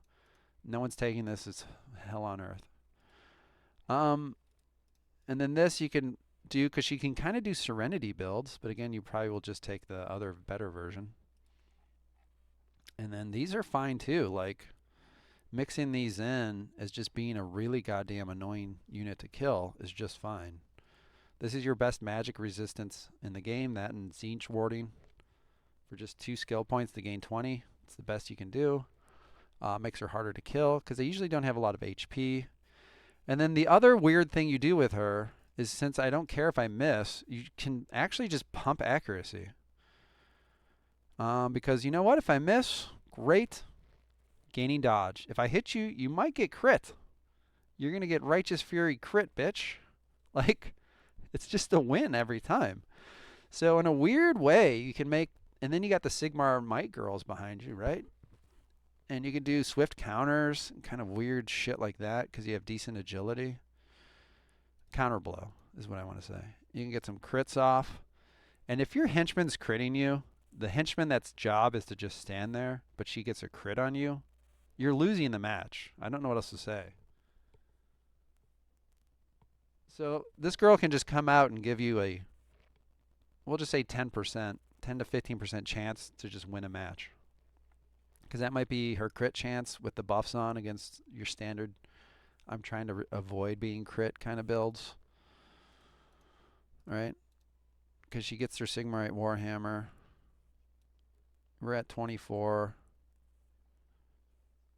But then you're using counter blows to get to 34. Or maybe you just take vital strikes too. You could just do that. And you're trying to get crits on units. And if you land one of those and crit stun somebody, like, fuck my life, right? A novice, this annoying unit I can't get off of me, just crit stun me. It's just hard to pull it off is all. So that's her build. Her build is to melee resist, dodge, tar pit, and maybe crit your unit, which is really annoying, and that's a good thing for a henchman to do. Like, why isn't she higher than that? First of all, it's a henchman. There's not that many. I don't think there's a single demigod henchman, we'll say. I think this is like a henchman ceiling, to be quite. Even like you're talking about like a marksman, it's still just a fucking henchman at the end of the day. So this is, you're one off from the best tier. Let's not get silly about it. But I don't think she's like, oh my god, you've got to have. Or we'd all take 5 novices. Why don't people just take 5 novices, right? Like, we would all take 5 zombies if we could. I think anyone playing the undead would say that, especially when your option's a ghoul. So, like, it's a very good unit. Some might even say it's a good unit, I guess is what I rated it. So you're either going to crit or dodge, and also you're going to melee resist and annoy people that way. I don't even know what to say about the Lads Got Talent versions. How many of these have we seen in a tournament? I think the answer would be Paranoia tried it once because he wanted to try something. That's it. That's about it. Because they're terrible. You thought Sister Superior was bad. How would you like a shittier version of that? Sure, I'd love to try it. 3 passive slots? Great.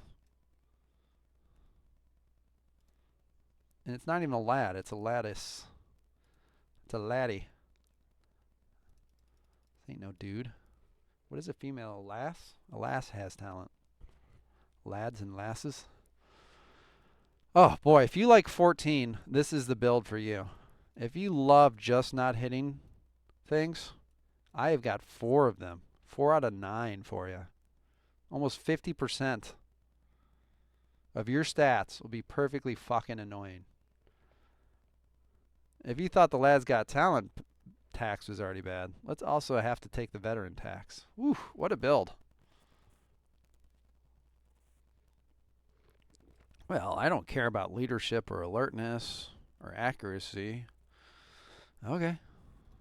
I guess we're doing toughness and strength or something? I don't know. Can't get to that 15 for armor proficient. So am I running around in leather? I'm going to have to use a book now. You know, I'll have to leave that at 15 and 9. I don't know. I'll get crit every time I look at something. It's funny because she, like, becoming Lads Got Talent, like her martial, her mental just got a lot worse. She's only really getting 16 mentals. As a henchman, she had 18. But just to become this, now, of course, she has 9 intelligence now. You could counter-argue, but, like, her mentals relatively aren't as great. But you can take knowledge of Mordheim. She's really just, like, maybe a more mobile version of the Sister Superior. So, I mean, honestly, maybe there's a niche for that, but like I'm already disappointed in my sister superior. Like, I'm a sister superior that doesn't need 4 Sigmar. I just go and pick up a stone and I can become your sister superior. Um, if I was to play sisters and really torture myself more, I probably would have taken these builds even. Maybe I should have done the last tournament where we had Lads Got Talent playing a role. And I thought about it maybe. Maybe we don't need. We want a Book of Strength. Like, is she gonna make a weird Daredevil build? Probably not. I don't know if I actually want to hit something. I don't know. You know, it's just. What is she doing that a superior just couldn't do? Except now I have less passive slots. Really, it would be just like a self-sustaining sister superior. Both can wear leather or heavy armor. I mean, you could maybe make a Daredevil. I think she's going to have worse leadership than the superior. You know, like those 14s are rough. Of course, she has 13s just to rub it in, but she only has 2 kind of rough ones. It's honestly like a sister superior. But that unit exists. I just don't see what you're gaining. Maybe you guys would agree. It's Repentant. Do you like Repentance or 4 Sigmar? Would you like to be self-sustaining, but also have to find a stone? Or a unit that can buff all the other units too? I think everyone picks the Sister Superior for that reason. Does it need armor proficient? Probably not. I don't know, but that's kind of its niche. I mean, the Sister Superior doesn't. I mean, vanilla she would have been better, but we didn't even see them in vanilla, right? I don't know. You just slap her in leather and she runs around. What weapon is she using to really hurt anything? Again, I talk about sisters a lot and why I think they're not great, is they have no damage buffs whatsoever. Someone could put 4 Sigmar on her and that's it. It's literally it. If you wanted to beat sisters, you just take armor and magic resistance, and they're just so fucking easy to beat then. Especially if I told you can't bring a maiden. Like, how are you going to do any damage? You can't. You literally can't do damage. It's crazy how easy they build if you just take the right units and stuff. They just can't fucking do anything. I'm going to use a mace, a hammer. Oh, I got a flail. Watch out. I do 28 damage. Like, they're just so bad. They can't do anything. They can't bypass any armor, and they have 1 damage buff. They're the same as witch hunters. Except they can cast comets at least. This is what witch hunters and sisters just struggle with. If I told you can't take matriarch, purifier, maiden. I mean, that's the big caveats. So I just don't, like, what is this sister doing to hurt you with? This is like taking a Templar with, like, worse stats. I don't know. It's just a generic tank that can't do any damage and can't even tank that great. Ugh. I'm trying my best. Because she's worse than the superior, in my opinion. And then I can't even imagine the novice version, which I don't think I've ever seen.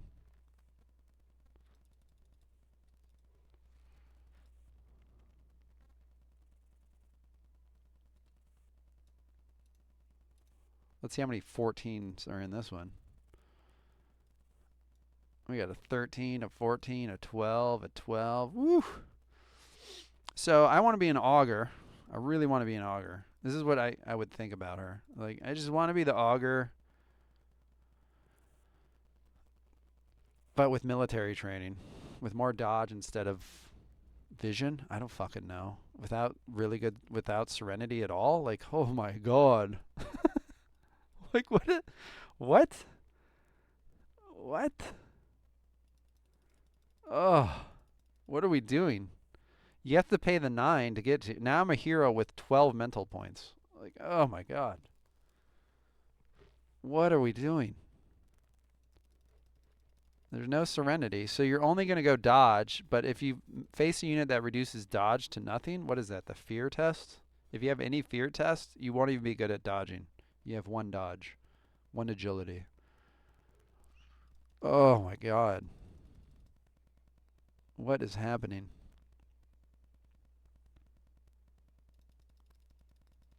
She could technically wear heavy armor and dodge? Is that a niche? A heavy armor dodge? I mean, the Thrall does that. The Vampire could do that.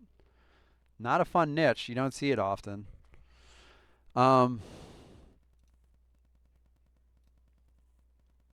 she's like, why do I exist territory. Is she critting people? Why do I exist? I shouldn't. The Augur's here. She's worse than these. She's like, she's worse than that. And she's worse than that. So, like, she could do dodge better. Like, why do I exist? I don't know. And this is the problem. Like, this is great. If you told me like this is your sister's team, it's going to be a very competitive, viable team. If I told you any other caveat, if I could ban maidens, if I can do certain things, eat shit and die. I don't know what else to say. Like, it's brutal. Sisters are like the biggest challenge in the game if you only took these units. I would love to see someone just walk out. The game would not be fun, but if I told you you can only take these as your heroes and leaders, I would love to see it. I'd really love to see it. It's going to take 3 hours to 4 hours to finish the match because you're not going to do any damage. No magic casting. Only melee. Can you even imagine? Like, and then like no damage. Like everyone has 3 strength. Like I can't even. Like what? What would even be happening? Well, Mr. Kitten Paw, I can take these units though. Yes, you can. You can. It's fine. Um, again, vetoes can like really mess this up pretty bad. So it's tough on sisters. Kudos to Mork winning it all because he took the smuggler. I think helped him a lot. We can look at the smuggler in the team. Mixed warband sisters are good because you can bring in archers. You can bring in the priests and stuff. But if I told you you had to bring this team, of course without the magic it'd be difficult. Maybe we'll let you take a matriarch instead. You can have a matriarch, but no purifiers or maiden. Like, go try that and get back to me. We have to think about the smuggler within the warband. I mean, I'll try to hit on these, but I'm going to be talking about the smuggler incessantly, I suppose. We already know I kind of hate the smuggler. Kudos to Mork for making a very fun Daredevil build. I think she had a skill that helps her bypass dodge.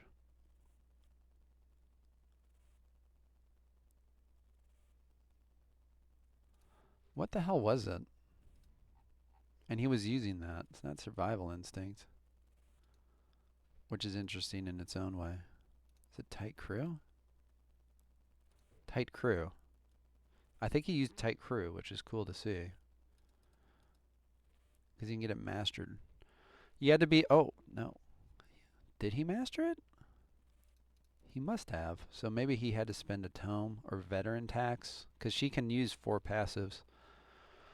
And he was making like a dodge. I had never really thought about tight crew. But it basically gives you weak spot. But you have to engage another unit. Is that great? I don't know. But he utilized it. And he made a Daredevil build, Smuggler, and Melee, which is quite strong. It's a good build. You also make her as a charging unit. I've talked about this already with her before. You do like a mighty charge. And then she again has 2 passives that help her melee. This one might be boarding prowess. Charge, critical hit chance of charging attacks. And then assault it must be. Yeah, critical hit chance of, so you get the double down 40% critical hit chance with charges. If you pre-stun a unit, like get fucked. You can even Daredevil. She gets that 400 HP damage world charges build, um, which the accuracy. You don't even need, if you're stunning, you don't even need max weapon skill. So she's either charging or he made that really fun Daredevil build. She's a terrible archer. Kudos to him to not take one. Quist brought one, and I think in every match he was complaining about how miserable he was because she never fucking crit anything. When he did crit things, it's good though, right? She can do the impact shot is ass. God, I wish this was actually viable. But I think he took sniper shot. You could maybe get off 3 sniper shots with her. Maybe not, right? Because each one's 5, and then you have to add rush. Yeah, you can't even get to 15, right? Because she has to use gunpowder. So you get 2 sniper shots. Oh my god. No wonder he hated life. She can't even get deep wounds. You have to like fucking spend to get deep wounds. But you can do like a 190 HP shot. Most likely you'll do 30 damage though. And then your turn's over. And you're hating life. But this is a way to get a ranged unit.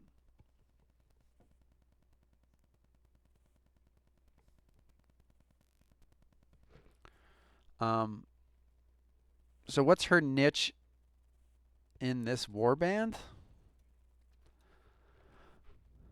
Like, they can Daredevil, but obviously she can too. I mean, that played a role with Vito's. Like, good on him to find a way to bring in damage once the Purifier's gone, right? Because we talked about that. And this was his way. And then he had a superior that cheered people on and stood there. I don't think she did much else. But this was able to fill the Daredevil gap. I didn't see her do that much though. I mean, she did roll. I haven't watched all the matches, of course. It's hard to see them all and whatever. But I know she played a role, and he seemed to like her and bring her a lot. Quist struggled with her. I think she's just kind of average, honestly. Sisters would way rather have a Lad's Got Talent marksman, but we're not bringing those into the discussion. She brings a ranged element to the team, but since it's cursed and stuck with gunpowder and the misery that is gunpowder, it's not very good. Like, gunpowder is just not in a good way. Like, these are so misleading. Like, impact shot, this is 4 OP. Sniper shot, this is 5 OP. These are not 3 OP because you don't have a bow. They just cost more. And so doing 4 impact shots is great, but if it's engaged at all in combat, you're not fucking hitting it, and then you're doing nothing anyway. And there's like this point where that's too much. Like, it's too much. Like, impact shot like needs to have an increased hit chance or only be 2. So then you can do 3 of them normally because it's gunpowder and she's the only one with impact shot. So can I just have 3 fucking impact shots because I'm going to miss 1 to 2 of them anyway? Like, it's... And then you can always take just the basic stuff anyway. What is it? Like Eagle Eyes or something? I could just take Eagle Eyes and then the gunpowder weapon that bypasses it and kind of get to where I want to be anyway. Is it pistol? That's crit. We use them so often, clearly. And there's your lowest damage possible gun. But then I'm at, was that 33? And then I put the perforation. I'm at a decent spot anyway. What do you have, 45 or something? Do I need to get to fucking 85? Do I need to get to 85? There's a gap between 45 and 85 that exists. If this was like 10 and 20, but then also gave hit chance like sniper shot, okay, like, since he is talking about it in chat, like, I think everyone clearly, the data is there. Everyone took sniper shot over impact shot. Every single build to get, because it's better. It's just better damage. Like, I've talked about range builds over and over. The only way to increase damage on ranged weapons, ironically, besides a skill no one ever uses anymore, which I think is Captain's Speech. No, don't even know the name of it.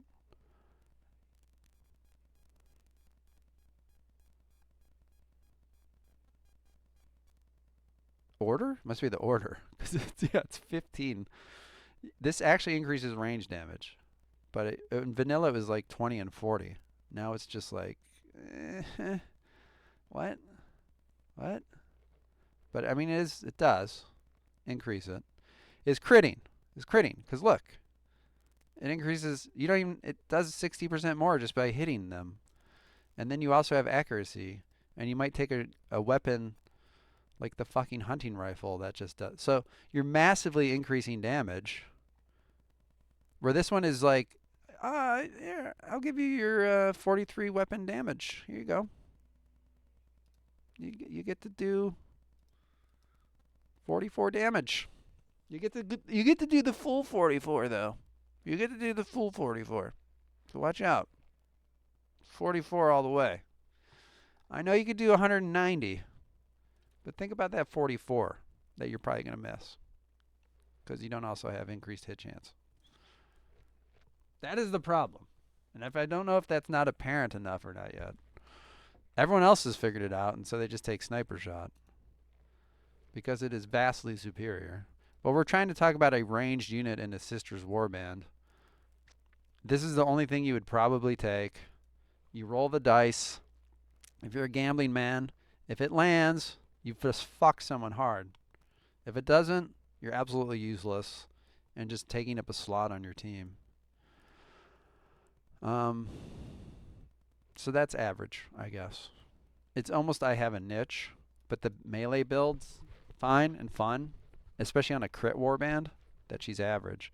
And if we're talking about bringing a wolf priest in now too, you can really get some crit shenanigans going with Sigmar's Might, Mighty Chargers, right? You start to see some fun builds. I don't think a wolf priest would literally ever be below good unit. I don't care what fucking warband he's in. He's just a good unit. He literally can't drop below that. I mean, he's right here with like, I'm a caster that is good at melee. I don't know why he wouldn't be amazing, to be quite honest. The proof is in the pudding. People continuously take wolf priests because they're really good. This guy has a new spell book to bring to the team. That's amazing. How does it synergize? Well, Winter's Chill. Melee hit chance reduced by 15. Well, what's that mean for sisters? Well, they have some skills that also help that. What's one I can think of? Divine Revelation. Wow, that seems to stack really nicely. Now I have 25 melee resistance. That seems good. Technically, because it does exist. Sorry, it's an active. Sign of Sigmar. Okay, so we start to stack some things. If we're talking about I'm stacking skills with a unit that I can't normally have, or is it DLC, you're probably having good synergies happen. And that's the case here. I just talked about crits. We could look at Sigmar's Might, but that's also the case. And he has critting skills like, was it Howl of the Wolf? Melee and crit hit chance, right? He also brings damage buffs, which I just talked about. It's his Ulrich's Gift one. They fucking don't have any. So bringing in another one, even though it's only 15%, it's still something to go with the Sigmar's Might. Huge damage. Maybe I even used a Captain's Order. I've really gotten my damage up to 45%.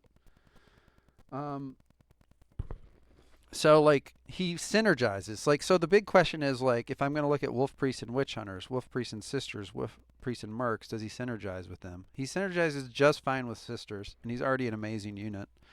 There's no reason you wouldn't want to bring this guy, especially in, like, veto tournaments and stuff. Ice Storm synergizes with Righteous Fury, which I tried to do last tournament and suffered miserably. I did all right. Made it okay. I'm okay at the game probably, which is the reason why I did okay, but it just wasn't working well. You're missing all your attacks and you're using 4 OP to maybe it's a defensive tactic that doesn't help you win anything. Is ultimately the problem. While my opponent took one that's just fucking broken with mercs and just ran roughshod over me with, what was it, Howl of the Wolf? Just, just ran all over me, quite literally, with the tactics skill that's broken with the mercs. So that synergized really well with mercs, I'll tell you. The Ice Storm wasn't synergizing quite as well with Righteous Fury. Not quite as good. Literally 5% curse chance the second you cast it. Yay. I'm going to do 10 damage and take away an OP. You better watch out, buddy. Winter's Chill, though, does stack with, again, Righteous Fury. So, again, his whole spellbook, like, meshes perfectly with the Sisters. In PvE, these are all fine. These are tactics that can work, you know. Maybe not so great A+ in PvP. I don't know if we need to talk about his builds over and over, but he gets really good melee.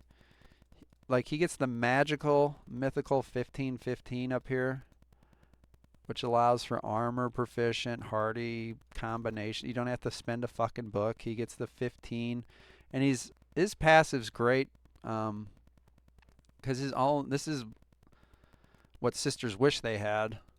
But Heart of the Wolf, even getting the leadership checks, which is different from Sisters. He doesn't get the route, but he gets the leadership, which is way better, honestly, because henchmen would be able to use this and whatnot. But it means you can't threaten or intimidate him.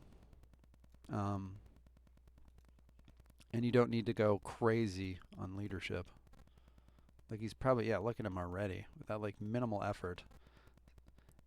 Every Wolf Priest you'll ever see, you'll know immediately because it's 19 to 29 initiative, depending on the fucking weapon. It's like, no one touches alertness. There's no reason to.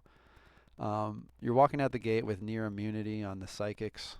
If you're really worried, you can put one of the 10% ones on him. And just be fine, you know. Agility, Paranoia swears there's an agility build. If you're starting at 211, I'm skeptical. There's probably a much better agility build than 211. But you can fucking jam that square peg into the round hole. You can just fucking shove it in there and make it happen.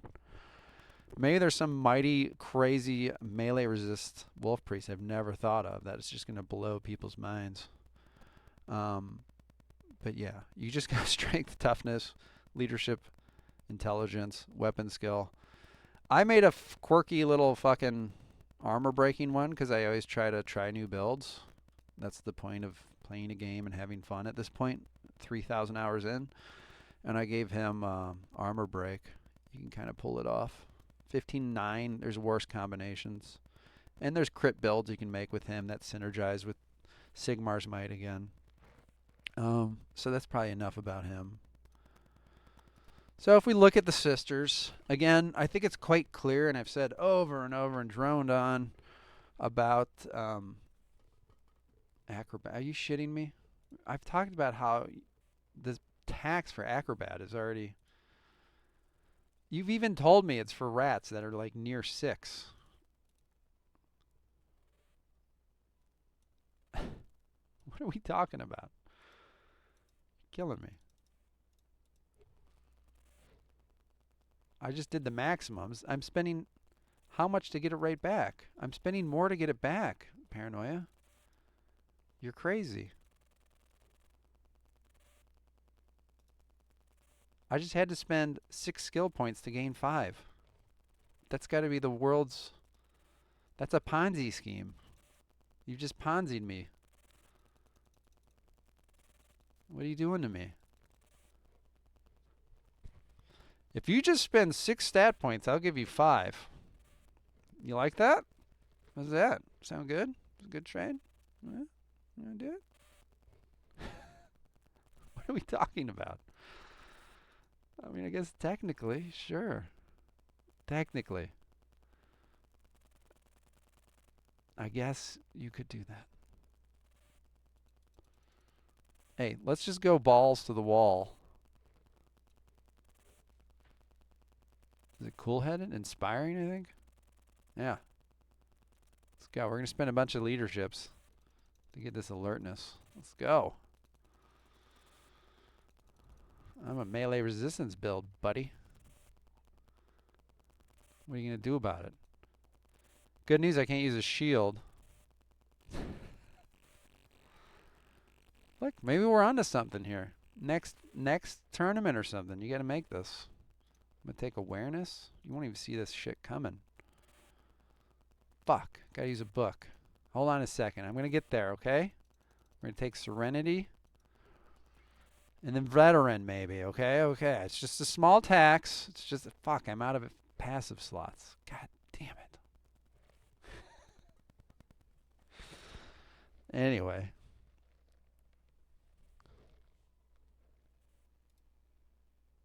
I'm going to say that agility build is why do I exist?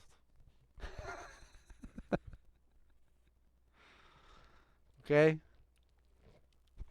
But luckily he's good enough with the other builds. Yeah, so you got a demigod on your team. You got some amazing units. This is your bread and butter. If at all, at any point you want to try to experiment or people force you here, you're not going to have a good time. You're miserable. You're crying internally. You're me for the next 4 years. Don't know what to say. This is me right now. I'm trying my best. Why do I exist? What is the point of life? Does anything matter anymore? Why did I recycle? I don't even understand. I don't know why I recycle anymore. I'm going to go burn down a forest to feel better. This is the sisters right now, if you don't have these units.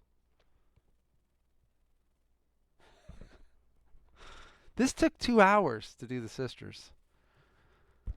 I need to take my daily cold shower to remind myself why I exist now.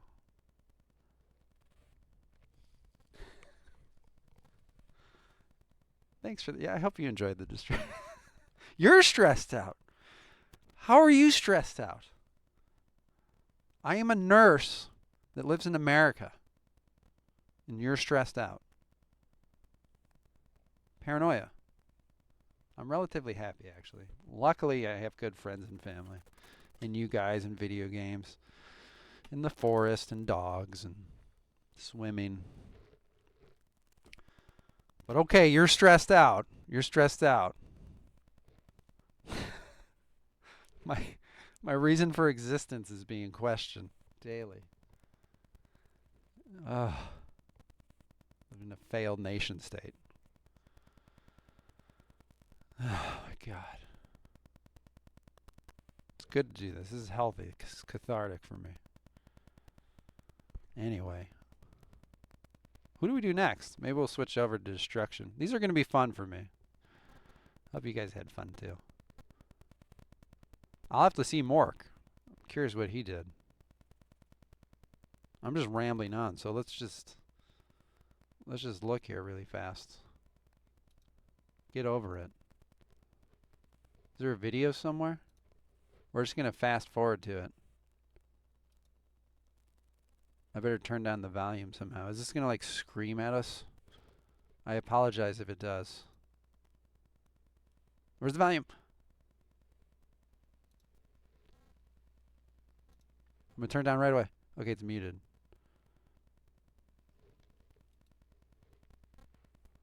I don't think it hurts to compare and contrast. Wow. Okay. Okay, like, can we even see this? I better load this. Apologize.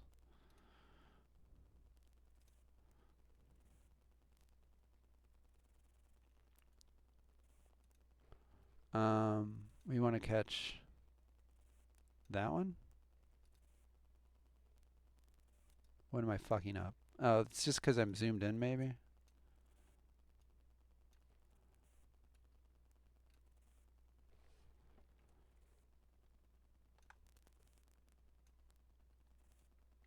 Okay, there was Morks. Are we all seeing that? Sorry. I have to reformat each channel I open. How is the maiden not God tier? Are you breaking my balls right now? What did he possibly say was wrong? The maiden. What is wrong with the maiden? Oh. He loves that sister. It had to be the movement, right? Had to be. I can't think of any other reason. I don't know what he liked about the superior. He must really like the melee resist. Is there some build he had that I missed? And then, okay, yeah, he hates them also. I struggle to see how the Wolf Priest would ever be on the tier of the Augur. I don't understand that in any situation. Like I said, I hadn't looked at this at all, so I'm curious to see now how he had them. That's like really, he really likes the sister. It had to be the movement, right? It had to be. She does literally nothing different than warriors or anything else. She's just a warrior that can run farther. So you're talking about like, do I like repentance or do I like when I miss shit I can hit it? Or do I like Dark Souls mutating faces and shit and Warp Guard's armor and mobility that I don't have to pick up a stone? I don't know. Yeah, it had to be moved. Like, it is lovely. Don't get me. Like, in PvE, you're just hoovering up the map. You can put them and avoid, like, danger by running away from things and making the AI bug out and not find them and shit like that. But insane? I don't know. I have to look at mine again. I think I had Sister Superior down here, the Augurs down here. Like, is it their melee? Like, they're fine, but like any melee resistance build, if it gets caught out wrong, it's fucked. And you can have melee resistance builds that are also casters, like the Eshin Sorcerer, the Magister, the Doomweaver. Like, if I can have a Warlock, if I can have a melee resistance build that's actually then, like, doing something, I don't see how it's not inherently just way better than Augur. But maybe when he does his rankings, he'll have those up here anyway. Interesting, though. He really liked the sisters, I guess. But I'd like to see him, again, try them without the maiden. Like, take the maiden. He literally had to play the maiden every time. He's still a really good player. I think he can do just like anybody. You could do good things with the Purifier, Matriarch, and Superior. That's just fine. But if you even are like, you have to take an Augur leader. You can only have one Purifier. Good luck. You could say that about other units or warbands, but that's the point, right? Like, if I told you as mercs you can only take the champion and like some young bloods and one warlock, you'd probably be pretty fucking miserable too, right? But Lad's Got Talent Archer would like pull some weight, right? I could see them being better than whatever version of like neutered sisters you had, or if you did the same. Like witch hunters, we saw that. Hey, if you don't have a warrior priest, why don't you go fuck yourself? Like I flipped that. Don't need to do that again. I would not recommend that for anybody. Can't wait to rank them. Cult, you can be just fine. Everyone replaces each other. The Skaven, if I told you can only take Night Runner, Poison Wind Globadier, I don't know. Eshin's fine, or if you had to take Assassin, this is what you literally did to yourself. If you only took Assassin, Night Runners, I don't know. Even like trying to think of a third one's going to be okay. I guess Assassin, Night Runners, Poison Wind Globadier. You still at least have Warp Guards and shit running around. I don't know. Lad's Got Talent. We're really talking about take the shittiest team possible for Skaven. I think they're still going to do better than the shittiest version of every team where you would say take the shittiest version of this team. I think they all just crush the sisters, to be quite honest. It's difficult to think of a team that would struggle. Like, oh, you can only take thralls and dregs and ghouls. That's still I could find a team in there. No problem. Lad's Got Talent, dreg, or ghoul. I'm like way up on. I don't know if... Wait till we get to that. Like, oh, God, I can only take 2 Daredevil, Lad's Got Talent. Go fuck yourself, ghouls. That's a shame. Like, that's way better than an Augur or a Superior, you know. That Lad's Got Talent ghoul will just eat that superior for fucking lunch.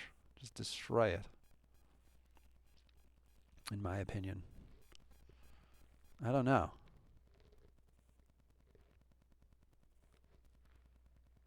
I can't think.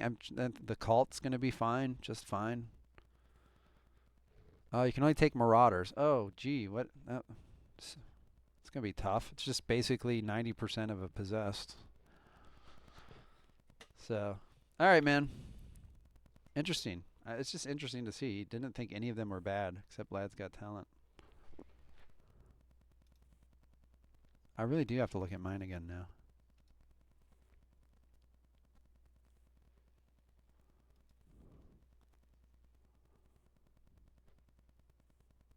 Like, I really thought the Lad's Got Talent were bad too. The Augur leader being worse than the hero. Especially since it replaces what he had as an insane unit. It's okay. I was just comparing to your list finally. Trying to figure out why you loved them so much. Like, this is literally a downgrade, especially when you're replacing an insane, what you had as an insane unit. That punishes it even more. The Augur. I don't know if you can see my mouse moving around. I don't know why you're so up on the superior. I mean, these are good units. I gave the caveat is I'll never put a henchman in demigod. It's a fucking henchman at the end of the day. So they're one tier below amazing. In the movement, I did go on about how that's really good. And that what they do is they're really good at what they do. So they're good units. I just don't think they're like changing the meta.